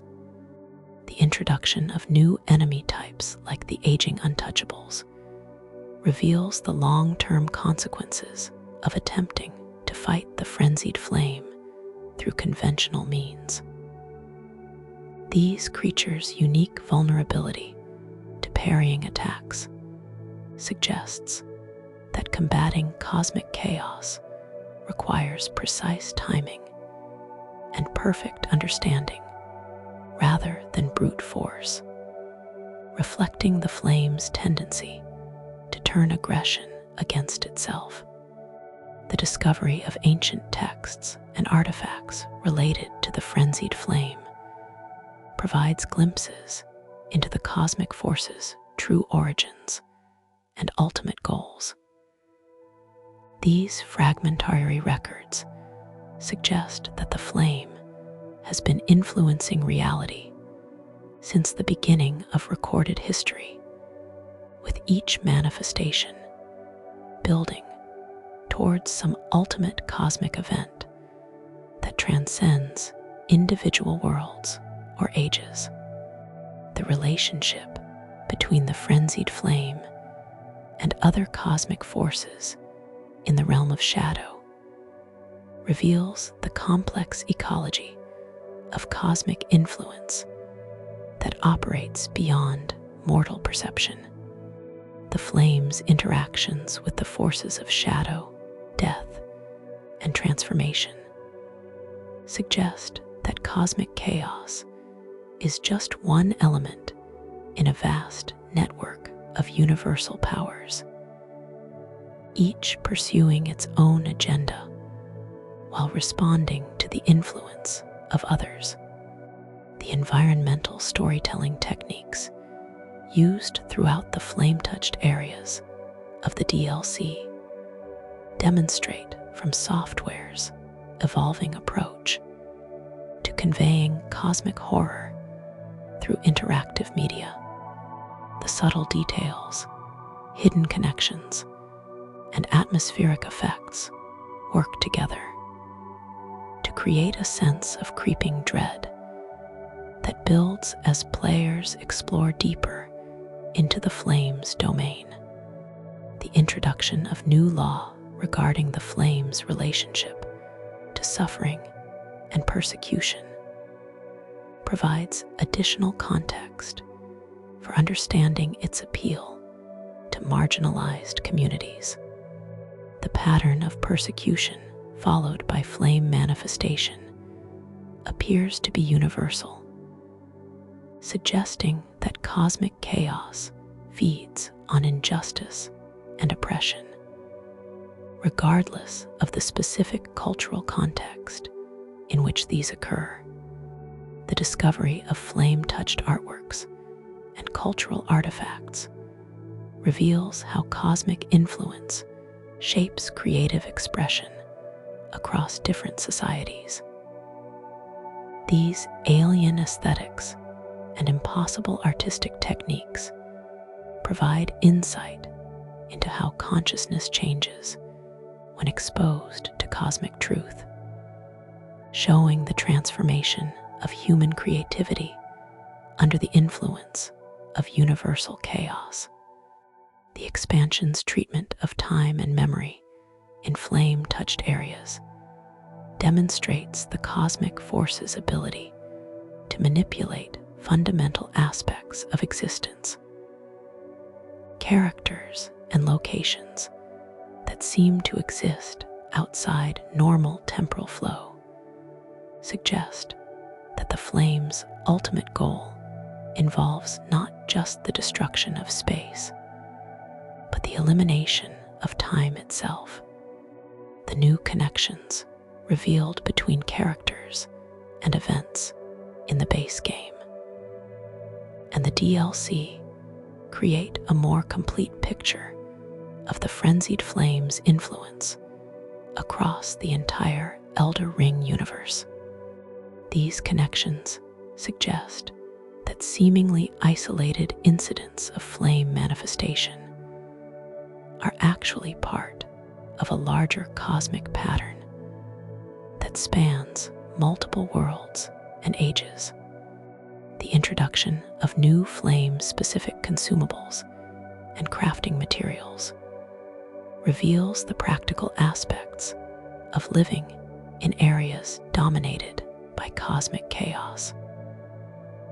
These items demonstrate how communities adapt to the presence of universal destruction, developing tools and techniques that allow them to function despite the reality warping effects of the flame's influence. The psychological horror elements introduced in the DLC's flame-touched areas represent a new level of cosmic terror in From Software's catalog. The combination of environmental storytelling, atmospheric design, and gameplay mechanics creates an experience that effectively conveys the existential dread that accompanies exposure to cosmic truth. The expansion's exploration of failed transformation and incomplete cosmic influence provides crucial insight into the flame's limitations and requirements. Not every attempt to embrace cosmic chaos succeeds, and the reasons for these failures reveal important truths about the relationship between individual consciousness and universal forces. Chapter 16. The Player's Choice. The decision to pursue the Lord of Fide Flame ending represents one of the most psychologically complex choices available to players in any From Software game. Unlike other endings that can be achieved through political maneuvering or power accumulation. The path to cosmic chaos requires players to actively choose destruction over creation, despair over hope, and universal annihilation over any form of continued existence. The psychological journey that leads players to consider the Frenzied Flame ending often begins with frustration at the injustices and cruelties encountered throughout the lands between. After witnessing the persecution of omens, the exploitation of misbegotten, the corruption of nobles, and countless other examples of systemic oppression, some players find themselves sympathetic to the flame's promise of ending all suffering through universal destruction. The game's presentation of Shabriri's temptation is particularly insidious because it appeals to the player's compassion rather than their ambition. The offer to save Melina from her sacrificial fate by taking her place as kindling speaks to the protective instincts that many players develop toward their companions. This emotional manipulation demonstrates how the Frenzied Flame corrupts virtue into vice, using love as a pathway to cosmic destruction. The mechanical requirements for achieving the Frenzied Flame ending force players to actively participate in morally questionable acts throughout their journey. Feeding Shabriri grapes to Hayata, despite knowing their true nature as plucked eyes, requires players to choose, enabling another's corruption over refusing to participate. These small compromises accumulate over time, gradually desensitizing players to the moral implications of their choices. The environmental storytelling encountered during the journey to the Three Fingers provides constant reminders of the consequences of choosing cosmic chaos. The corpses of the Great Caravan, the mad remnants of the merchant civilization, and the reality distortions caused by prolonged flame exposure all serve as warnings about what the player is choosing to embrace. The physical challenge of reaching the Three Fingers, particularly the notorious platforming sequence in the Cathedral of the Forsaken, serves as a final test of the player's commitment to their chosen path. The repeated failures and deaths that most players experience during this section mirror the persistence required to truly embrace the Frenzied Flame's philosophy, forcing them to actively work for their damnation. The requirement to remove all equipment before approaching the Three Fingers creates a moment of vulnerability that reflects the philosophical nakedness required to embrace cosmic chaos. This stripping away of worldly possessions forces players to confront their choice without the comfort of familiar tools and defenses, emphasizing the finality and significance of what they are about to do. The actual encounter with the Three Fingers provides one of the most memorable and disturbing moments in the entire game. The alien entity's touch leaves permanent marks on the player character that cannot be hidden or removed through normal means, serving as a constant reminder of the choice that has been made and the path that must now be followed. The immediate consequences of inheriting the Frenzied Flame create a fundamental shift in the player's relationship with the game world. Melina's abandonment of the player, declaring them no longer fit, represents the severing of all connections to the world of grace and order. This rejection by one of the few genuinely sympathetic characters in the game emphasizes the isolation that comes with choosing cosmic chaos. The visual transformation of the player character, with flames replacing their eyes, serves as a constant reminder of their altered state. This change is visible to other players in multiplayer encounters, marking the flame bearer as something fundamentally different from ordinary tarnished. The aesthetic appeal of these burning eyes creates a seductive element that can make the transformation seem desirable despite its horrific implications. The gameplay implications of carrying the Frenzied Flame create interesting mechanical tensions that reflect the philosophical conflicts inherent in the choice. The player gains access to powerful new abilities while simultaneously becoming locked out of other ending paths, creating a sense of both empowerment and limitation that mirrors the flame's promise of liberation through destruction.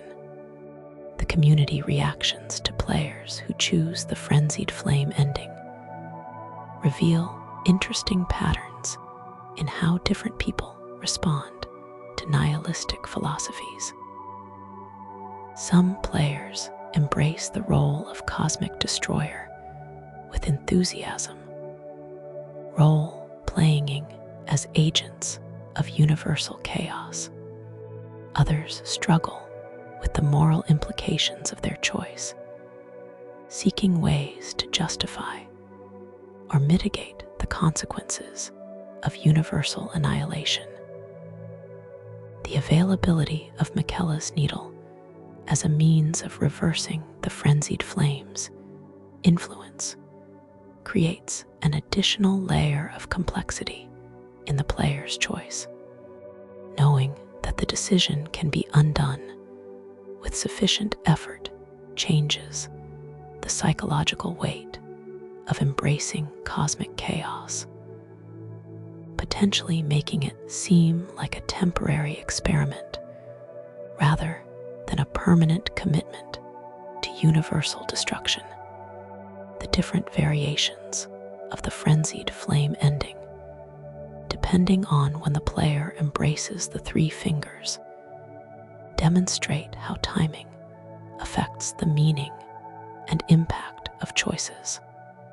The decision to save Melina by becoming the flame's agent before her sacrifice creates a different emotional context than embracing chaos after she has already died, reflecting how the sequence of events shapes the moral significance of our actions.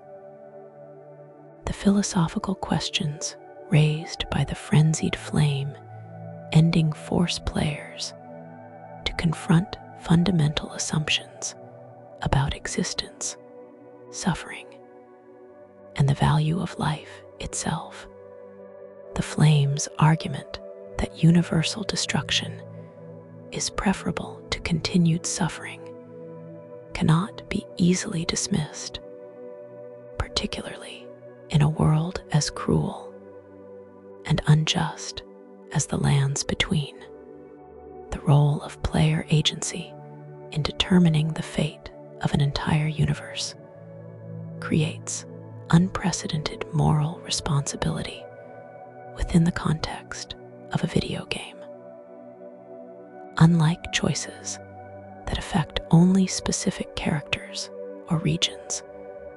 The decision to become Lord of Frenzied Flame carries consequences for all existence, making it perhaps the most significant choice possible in any medium.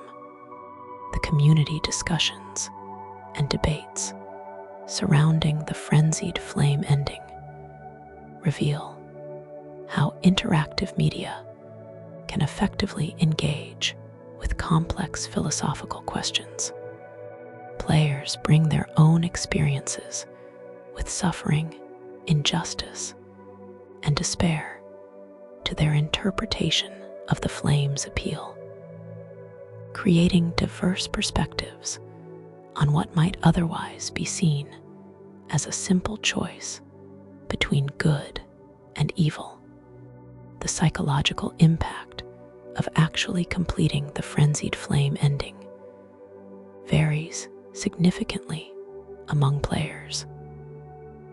Some report feeling satisfied with the cosmic justice of universal destruction, while others experience genuine distress at the elimination of all existence. These varied reactions demonstrate the personal nature of philosophical choices and the way individual psychology shapes moral reasoning. The relationship between player motivation and character motivation creates interesting questions about identification and responsibility. When players choose the Frenzied Flame ending for mechanical reasons, such as wanting to see all possible conclusions or earn specific achievements, they may find themselves unexpectedly affected by the emotional weight of their character's transformation. The long-term memory of choosing the Frenzied Flame ending often influences players' subsequent playthroughs and character builds. Many report being drawn to flame-themed equipment and abilities, even when not pursuing the cosmic chaos ending, suggesting that the psychological impact of embracing universal destruction persists beyond individual gameplay sessions.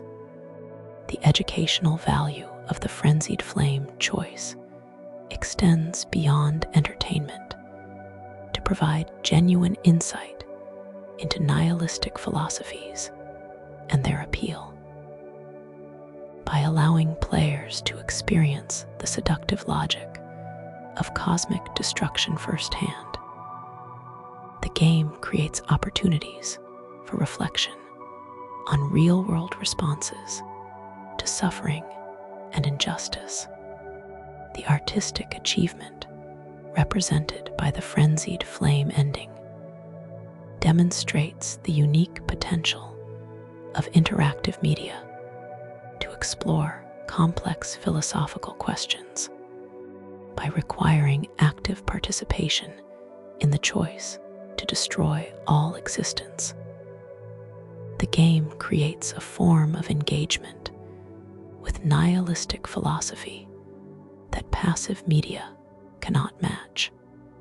The ultimate significance of the player's choice to embrace or reject the Frenzied Flame extends beyond the confines of the game to reflect broader questions about how individuals respond to overwhelming suffering and apparent meaninglessness.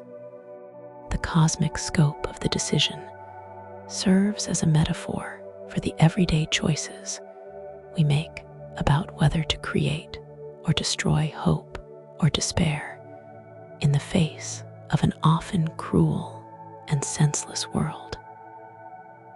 Chapter 17: Comparative Mythology and Real-World Parallels. The Lord of Frenzied Flame and its associated mythology draw upon a rich tapestry of real-world religious, philosophical, and mythological traditions that span cultures and centuries.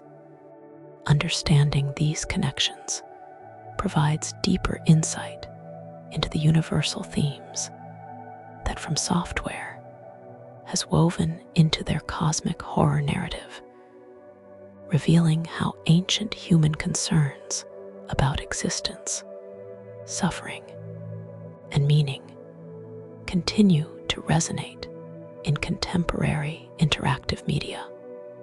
The three fingers relationship to the two fingers immediately evokes dualistic religious traditions found throughout human history. The conflict between order and chaos, creation and destruction, light and darkness, appears in countless mythological systems, from Zoroastrian concepts of cosmic dualism to the yin-yang philosophy of Taoism. The numerical symbolism of 2 versus 3 fingers suggests an imbalance in cosmic forces, with the 3 fingers representing an excess or overflow that threatens established harmony. The figure of Shabriri draws explicit inspiration from Jewish folklore, where Shabriri appears as a demon of blindness who dwells in uncovered water. This mythological reference reinforces themes of sight, blindness, and the dangerous knowledge that comes with perceiving cosmic truth. The transformation of a folkloric demon into a herald of universal destruction demonstrates how From Software adapts traditional mythology to serve contemporary philosophical exploration. The Frenzied Flame's promise to eliminate all suffering through universal annihilation echoes certain interpretations of Buddhist philosophy, particularly concepts related to the ending of suffering through the elimination of desire and attachment. However, the flame takes these ideas to an extreme logical conclusion, arguing that only the complete elimination of existence itself can truly end suffering. This represents a kind of nihilistic Buddhism that rejects even the possibility of enlightened existence. The concept of the one great from which all things emerged resonates with various creation mythologies and philosophical systems that posit an original unity from which diversity emerged. Neoplatonic philosophy speaks of emanation from the one, while Hindu concepts of Brahman describe an ultimate reality from which all apparent diversity springs. The Frenzied Flame's desire to return to this primordial unity through destruction reflects a pessimistic interpretation of these mystical traditions. The persecution of the Great Caravan and their subsequent summoning of cosmic destruction parallels numerous historical instances of religious persecution and martyrdom. The transformation of victims into agents of cosmic revenge reflects themes found in apocalyptic literature, where the oppressed are promised ultimate vindication through divine destruction of their oppressors. This pattern appears in Jewish, Christian, and Islamic eschatology, as well as in various revolutionary movements throughout history. The figure of Midra as a failed lord of Frenzied Flame, who endures centuries of suffering, echoes myths of eternal punishment and endurance found across cultures.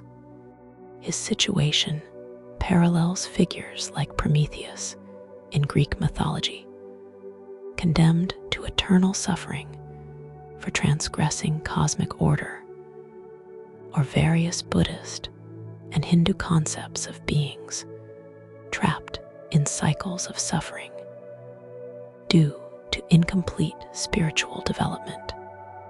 The madness that spreads through exposure to cosmic truth reflects themes found in cosmic horror literature, particularly the works of H.P. Lovecraft. The idea that human consciousness is fundamentally incompatible with ultimate reality, and that exposure to cosmic truth inevitably leads to insanity, represents a modern interpretation of ancient Gnostic themes about the dangerous nature of forbidden knowledge. The collective consciousness experienced by those touched by the frenzied flame resonates with various mystical traditions that speak of the dissolution of individual identity into universal awareness. However, where traditional mysticism often presents this dissolution as enlightenment or liberation, the frenzied flame portrays it as a form of cosmic horror that eliminates everything meaningful about individual existence. The theme of cosmic cycles and the ending of ages appears throughout world mythology, from Hindu concepts of cosmic destruction and renewal to Norse Ragnarok and various Mesopotamian flood myths. The frenzied flame ending represents an extreme version of these cyclical destruction myths, offering not renewal but terminal ending that forecloses all possibility of future cycles. The environmental transformation of areas touched by the frenzied flame reflects shamanic and animistic traditions that understand landscape as capable of being spiritually infected or corrupted. The idea that cosmic forces can physically alter the environment to reflect their influence appears in various indigenous traditions, though typically with more positive connotations than the reality warping effects of cosmic chaos. The practice of eye removal to create Shabriri grapes echoes various aesthetic and mystical traditions that involve self-mutilation as a path to spiritual insight. The plucking out of eyes specifically resonates with Christian traditions about eliminating sources of temptation. Though twisted here into a means of achieving cosmic communion rather than moral purity, the figure of Vyke as a noble hero corrupted by cosmic forces reflects archetypal patterns found throughout world literature and mythology. The tragic hero who falls from grace due to a fundamental character flaw appears in Greek tragedy, Shakespearean drama, and countless other narrative traditions. Vyke's corruption through love and the desire to protect others adds layers of moral complexity to this ancient pattern. The concept of cosmic justice through universal destruction resonates with various apocalyptic traditions that promise ultimate resolution of worldly injustices through divine intervention. However, the frenzied flame's version of cosmic justice is more radical than most traditional apocalypses, offering not judgment and reward, but complete elimination as the only true solution to suffering and injustice. The idea that existence itself is a mistake to be corrected appears in certain Gnostic traditions and philosophical systems, particularly some interpretations of Schopenhauer's pessimistic philosophy. The argument that non-existence is preferable to existence, and that consciousness is essentially suffering, reflects pessimistic philosophical traditions that have appeared throughout human history. The transformation of persecutors into servants of the very force they sought to destroy, as seen with the aging untouchables, reflects ironic justice themes found throughout world folklore and literature. This pattern of cosmic reversal, where those who commit injustices become victims of the forces they unleashed, appears in various morality tales and religious traditions. The use of music and artistic expression to spread cosmic influence echoes various traditions about the power of art to transmit spiritual or mystical experiences. The dangerous music of the merchant remnants reflects ancient fears about the power of certain artistic expressions to corrupt or transform consciousness.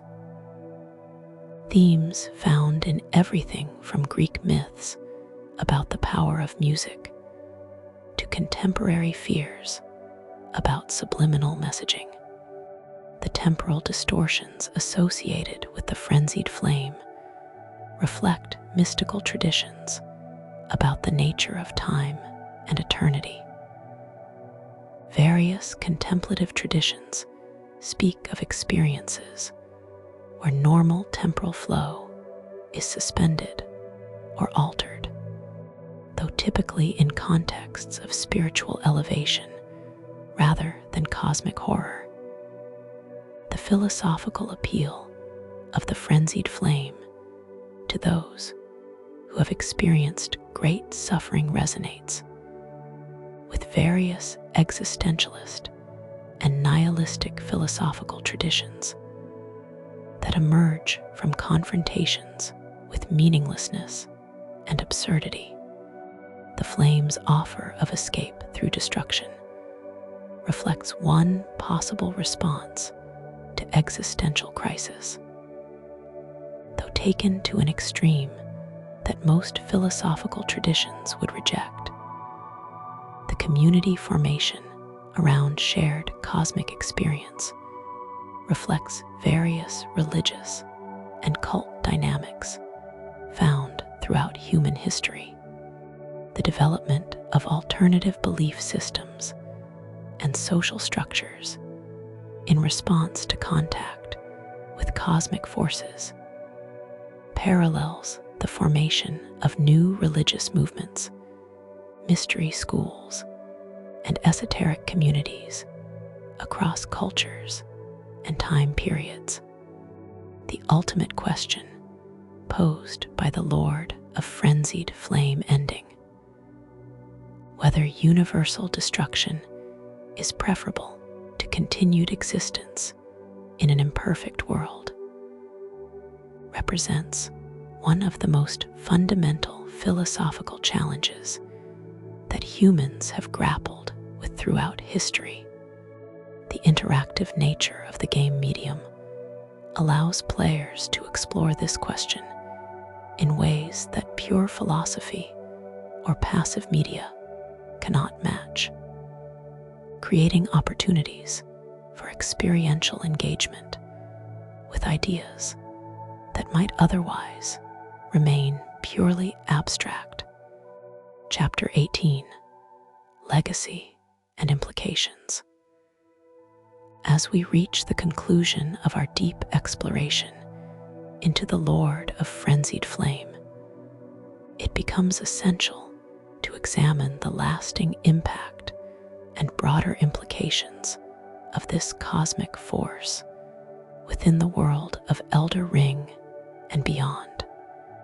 The Frenzied Flame represents more than just an alternative ending or philosophical curiosity. It embodies fundamental questions about existence, meaning, and the nature of consciousness that extend far beyond the confines of any single game or narrative. The artistic achievement represented by the Frenzied Flame storyline demonstrates the unique potential of interactive media to explore complex philosophical and existential themes. By requiring players to actively participate in the choice to embrace cosmic destruction, From Software has created a form of engagement with nihilistic philosophy that passive media cannot replicate. This participatory element transforms abstract philosophical concepts into lived experience, allowing players to understand the seductive appeal of universal destruction in ways that purely theoretical exploration cannot provide. The psychological impact of the Frenzied Flame ending on players reveals the power of well-crafted interactive narratives to generate genuine emotional and intellectual responses. Many players report being genuinely disturbed by the implications of their choice. Even within the fictional context of the game world, this emotional resonance demonstrates how effective storytelling can use fantastical elements to illuminate real-world concerns about suffering, meaning, and the value of existence. The community discussions and debates generated by the Frenzied Flame ending have created a form of collective philosophical inquiry that extends the game's exploration of existential themes into real-world discourse. Players engage with questions about the nature of suffering, the possibility of meaning in an apparently meaningless universe, and the ethics of existence itself. These discussions demonstrate how interactive media can serve as a catalyst for broader philosophical engagement. The influence of the Frenzied Flame on subsequent game development and narrative design may prove to be one of its most significant legacies. The success of this cosmic horror storyline has shown that audiences are willing to engage with challenging philosophical content when it is presented through compelling interactive experiences. This may encourage other developers to explore similarly complex themes in their own work. The educational value of the Frenzied Flame storyline extends beyond entertainment to provide genuine insight into various philosophical traditions and their contemporary relevance. Students of philosophy, religion, and comparative mythology can find in the game's narrative a practical exploration of concepts that might otherwise remain purely academic. The interactive nature of the experience makes abstract ideas concrete and personally relevant.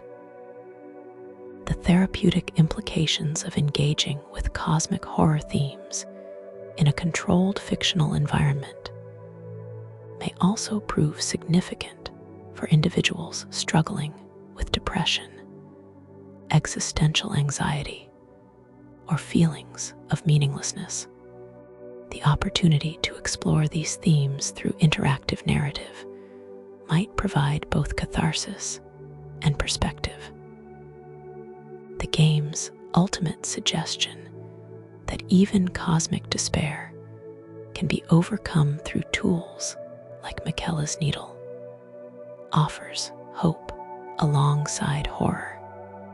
The technical achievements in presenting cosmic horror through environmental storytelling, atmospheric design, and interactive mechanics have established new standards for how abstract philosophical concepts can be conveyed through game design.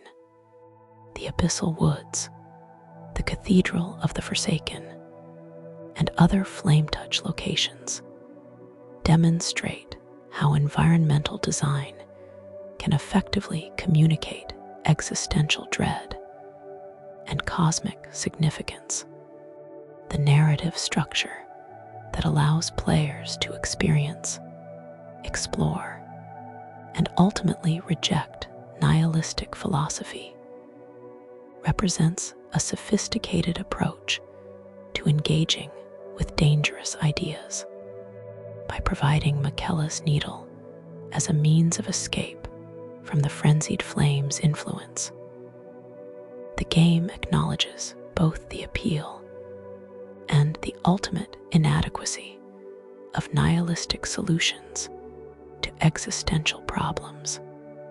The global cultural impact of the Frenzied Flame storyline demonstrates how interactive media can transcend cultural and linguistic boundaries to engage with universal human concerns.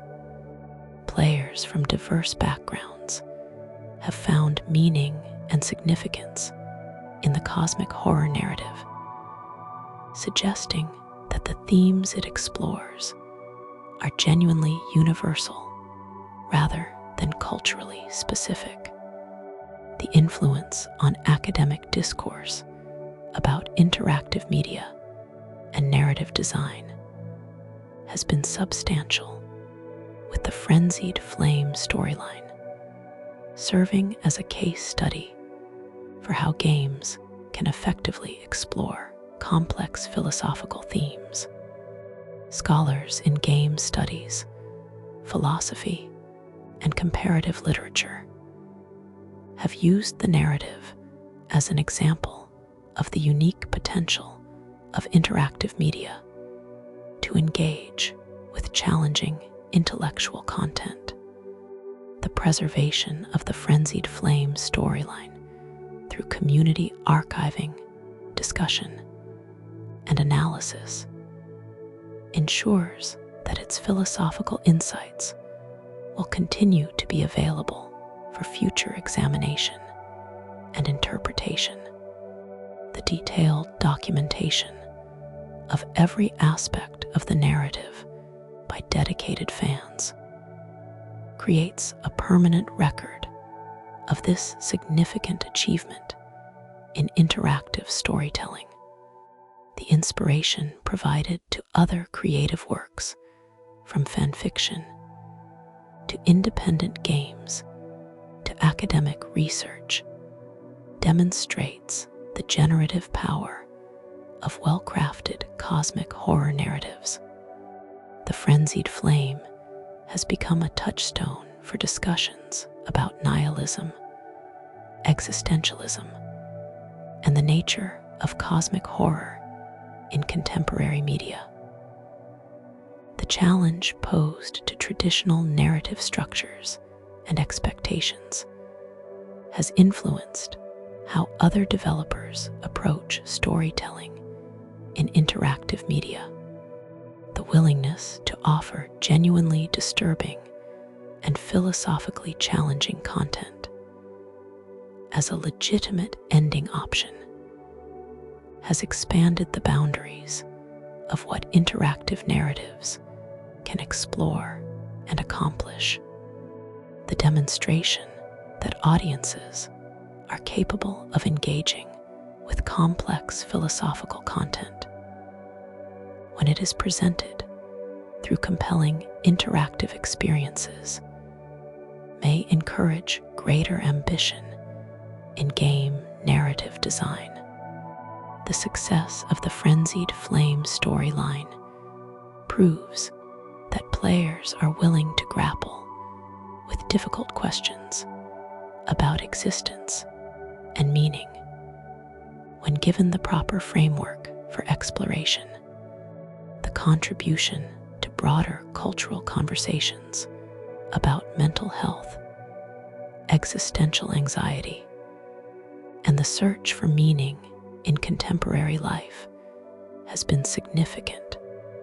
The game's exploration of how individuals respond to overwhelming suffering and apparent meaninglessness provides insight into real-world psychological and philosophical challenges. The establishment of new vocabulary and conceptual frameworks for discussing cosmic horror in interactive media has influenced critical discourse about games and their potential for serious artistic expression. Terms and concepts drawn from the Frenzied Flame narrative have entered broader discussions about how interactive media can explore profound themes. The proof of concept for using interactive media to explore dangerous or challenging philosophical ideas in a responsible way has implications for education, therapy, and artistic expression. The game demonstrates how fictional frameworks can provide safe spaces for exploring ideas that might be harmful or disturbing in real-world contexts. The long-term influence on player psychology and worldview may prove to be one of the most significant aspects of the Frenzied Flame's legacy.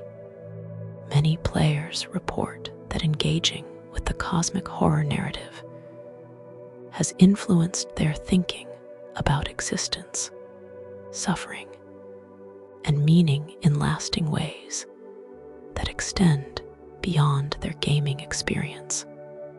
The creation of a new mythology that speaks to contemporary concerns about meaninglessness, environmental destruction, and social collapse has given the Frenzied Flame storyline relevance beyond its immediate fictional context. The cosmic horror it depicts resonates with real-world anxieties about the future of humanity and the planet. Conclusion: the eternal flame. And so concludes our deep dive into the terrifying and magnificent mythology of the Lord of Frenzied Flame. We've journeyed through the maddening depths of the Cathedral of the Forsaken, witnessed the tragic transformation of failed lords like Vyke and Midra, and explored the philosophical implications of choosing universal destruction over continued existence in an imperfect world. The Frenzied Flame stands as perhaps the most psychologically complex and philosophically challenging force in all of From Software's catalog. Its promise of ending all suffering through the complete elimination of existence represents the ultimate expression of cosmic nihilism. Yet its appeal to love, compassion, and the desire to protect others reveals the seductive power of even the most destructive philosophies. From Shabriri's first corruption in ancient times to the player's potential ascension as Lord of Frenzied Flame, we've seen how cosmic chaos spreads through individuals and communities, transforming virtue into vice and hope into despair. The Great Caravan's tragic summoning, Vyke's noble failure, and Midra's centuries of endurance all demonstrate the flame's ability to turn the best aspects of humanity against itself. Yet we've also discovered hope in the form of Miquella's needle. Proof that even the influence of cosmic chaos can be resisted and overcome through determination, knowledge, and the support of others. The needle's existence suggests that no choice, no matter how final it might seem, is truly irreversible for those willing to seek redemption. The shadow of the Urge Tree expansion has revealed the true scope of the Frenzied Flame's influence, showing how cosmic chaos operates across multiple realms and time periods. The Abyssal Woods and Midra's Manse demonstrate that the flame's reach extends far beyond the lands between, revealing a cosmic force that operates on scales beyond any single world or reality. The mechanics of madness, the cultural transformations of flame-touched communities, and the environmental corruption of entire ecosystems all demonstrate how cosmic chaos manifests in practical, observable ways. These systems show us that the Frenzied Flame is not merely an abstract philosophical concept, but a tangible force that reshapes everything it touches according to its nihilistic vision. The player's choice to embrace or reject the three fingers represents one of the most significant moral decisions possible in any medium. By requiring active participation in the choice to destroy all existence, the game creates a form of engagement with nihilistic philosophy that forces genuine consideration of its appeal and implications. The weight of this choice extends beyond the fictional world to challenge players' real-world assumptions about existence, suffering, and meaning.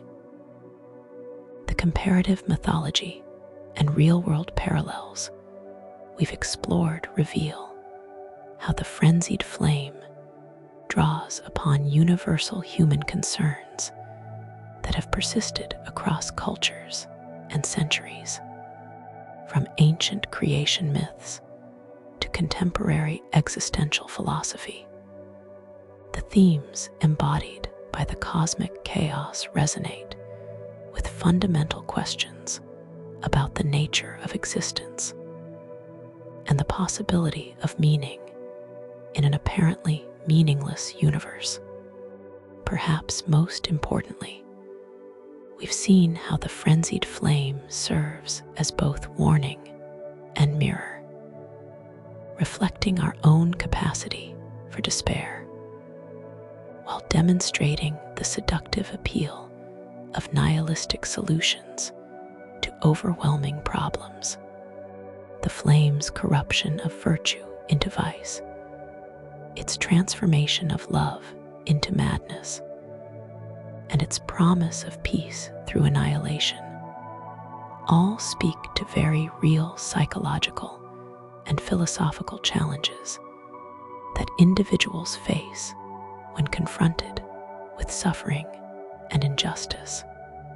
The legacy of the Lord of Frenzied Flame extends far beyond the confines of Elden Ring to influence discussions about interactive media's potential for exploring complex philosophical themes.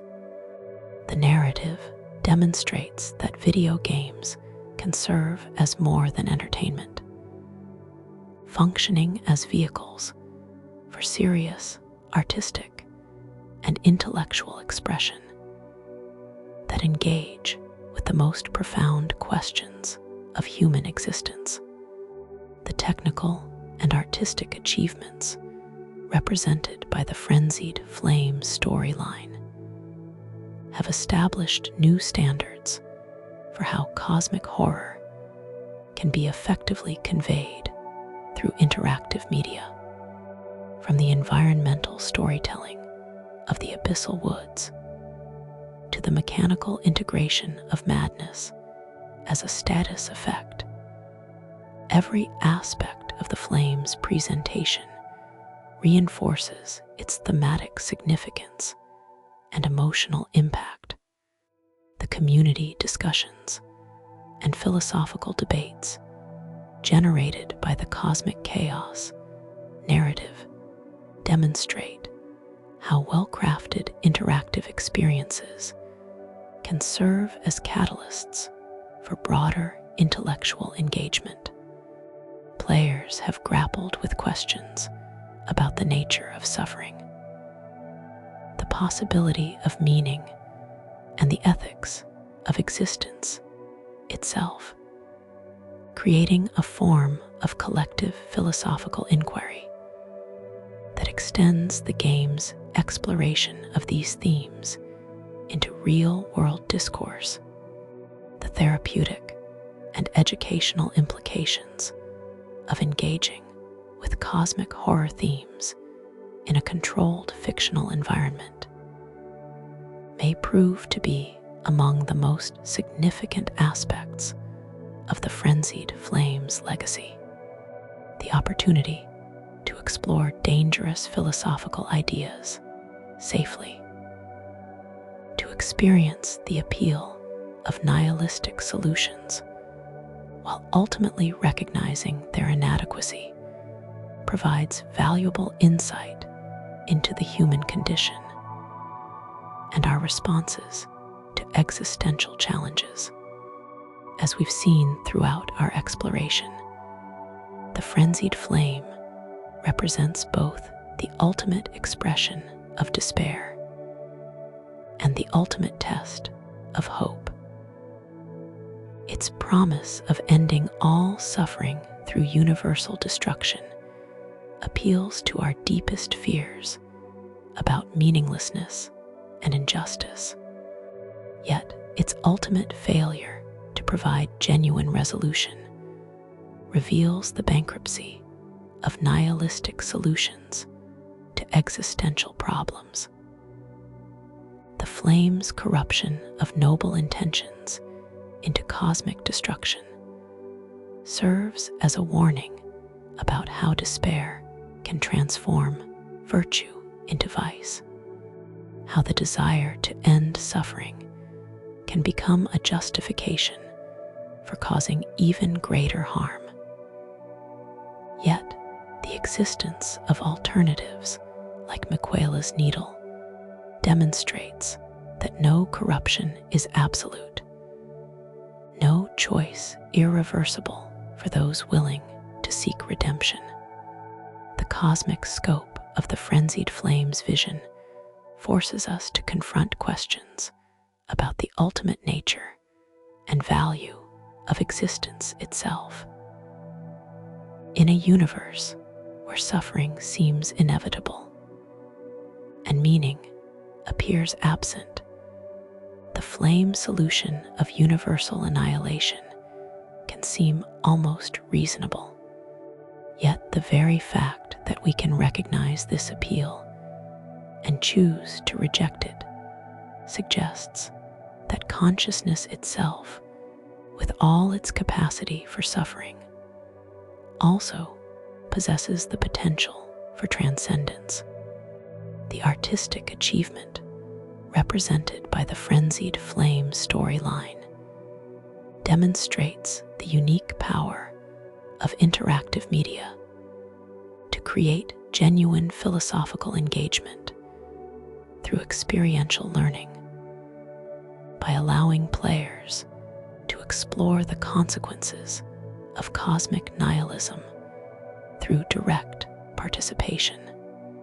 The game creates understanding that pure theory cannot provide. The emotional and intellectual impact of choosing universal destruction, even in a fictional context, illuminates the real-world appeal and danger of nihilistic philosophies. The technical innovation in presenting cosmic horror through environmental design, atmospheric storytelling, and mechanical integration has created new possibilities for how abstract philosophical concepts can be conveyed through game design. The abyssal woods, with their reality warping effects and impossible geometries, demonstrate how interactive environments can effectively communicate existential dread and cosmic significance. The narrative structure that allows players to experience, explore, and ultimately transcend nihilistic philosophy represents a sophisticated approach to engaging with dangerous ideas.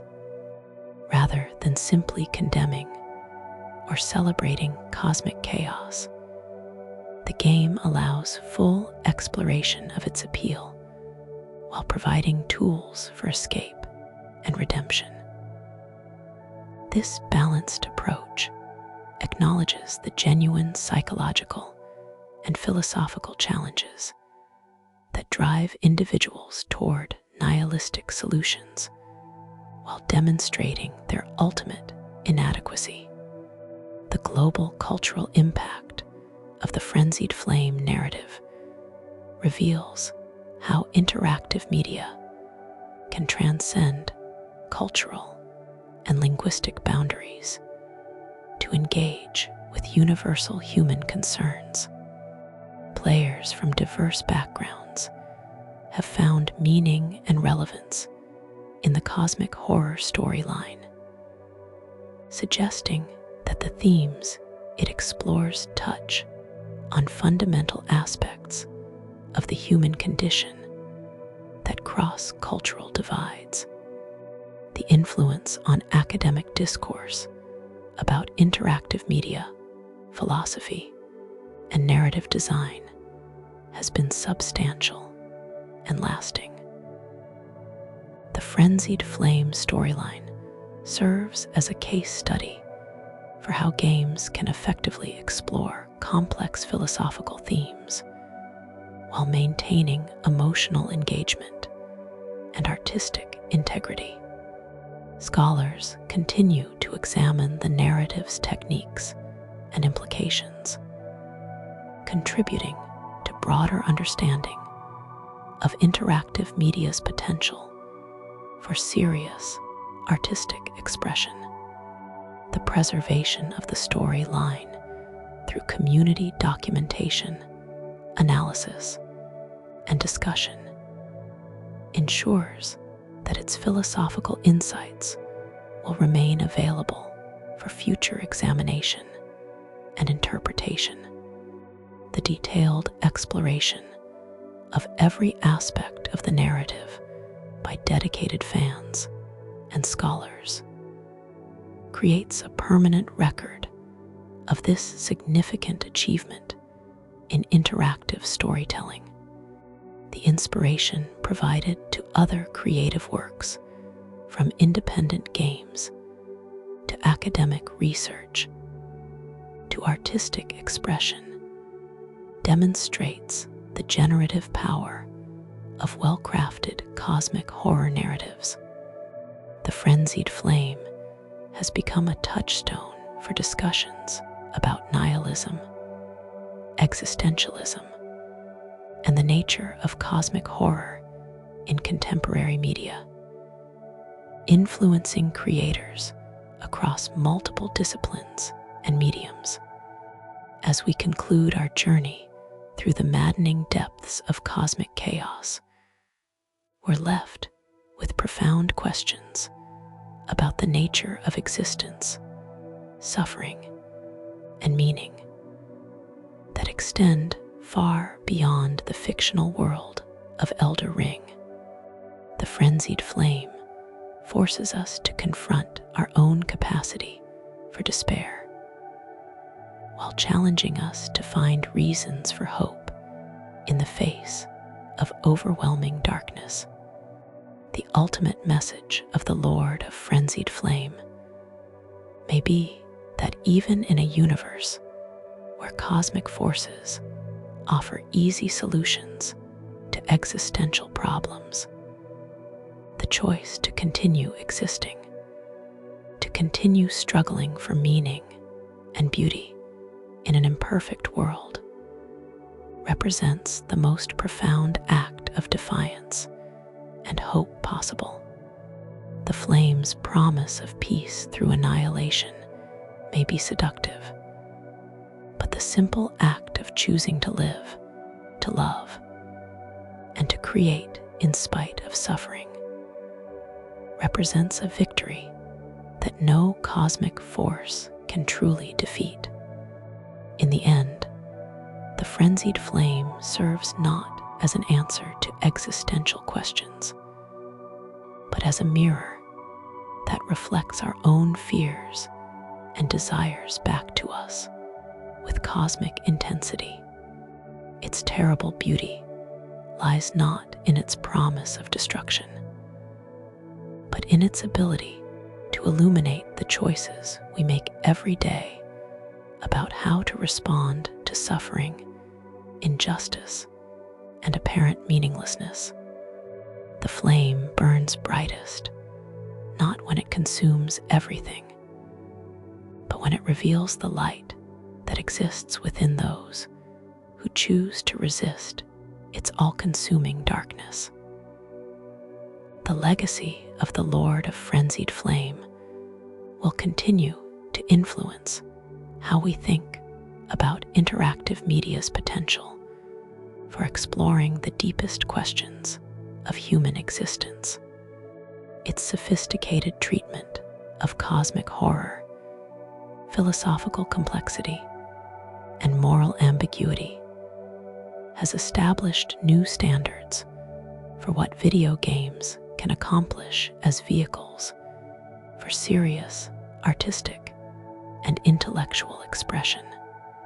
As players continue to discover and rediscover this cosmic horror narrative, each encounter with the three fingers becomes an opportunity for genuine philosophical engagement and personal reflection.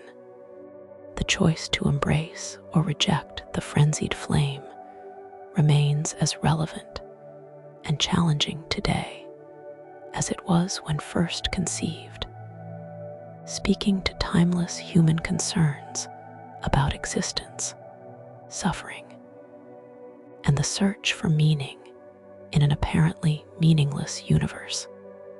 The eternal flame burns on, not as a source of destruction, but as a beacon that illuminates the choices we make and the values we hold when confronted with the ultimate questions of existence. In choosing to resist cosmic chaos, to seek redemption through tools like Michaela's needle, or simply to continue existing in spite of suffering, we participate in the same fundamental act of defiance and hope that defines the human condition itself.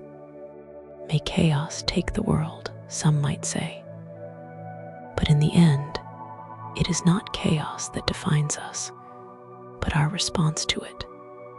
The Frenzied Flame's greatest achievement may be not in its promise of universal destruction, but in its revelation of the strength, beauty, and meaning that can be found in choosing to build rather than burn, to love rather than destroy, and to hope rather than despair in the face of cosmic forces beyond our understanding or control.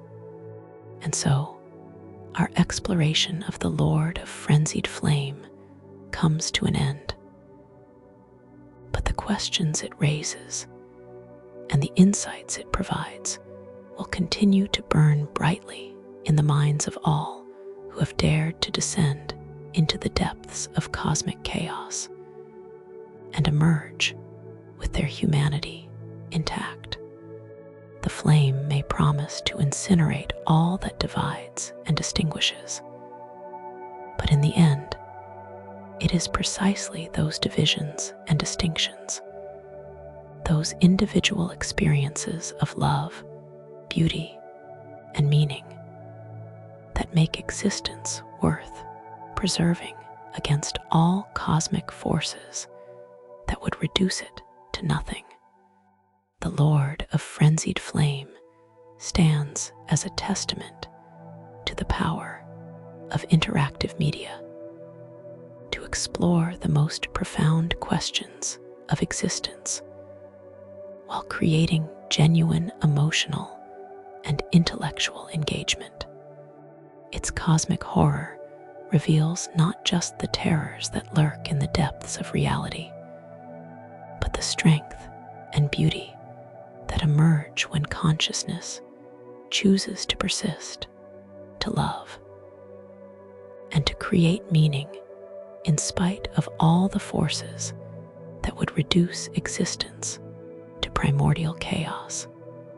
In the end, the greatest victory over the frenzied flame is not its defeat, but our understanding of its appeal and our choice to seek better solutions to the existential problems it claims to solve. The cosmic chaos burns eternal, but so too does the human capacity for hope, love, and the creation of meaning in the face of an apparently meaningless universe. This eternal struggle between destruction and creation, despair and hope, chaos and meaning, defines not just the world of Elden Ring, but the human condition itself. Thank you for joining me on this deep dive into one of gaming's most complex and philosophically challenging narratives. The Lord of Frenzied Flame continues to challenge, disturb, and inspire players years after its creation, proving that interactive media can serve as more than entertainment, functioning as a genuine vehicle for artistic expression and philosophical exploration that engages with the most fundamental questions of human existence. If you found this exploration as fascinating and thought-provoking as I have, please like this video for more deep dives into gaming's greatest stories. Until next time, keep exploring those epic tales, fellow adventurers. And remember that even in the face of cosmic chaos, the choice to continue seeking meaning, beauty, and connection remains the most profound act of defiance and hope that consciousness can achieve.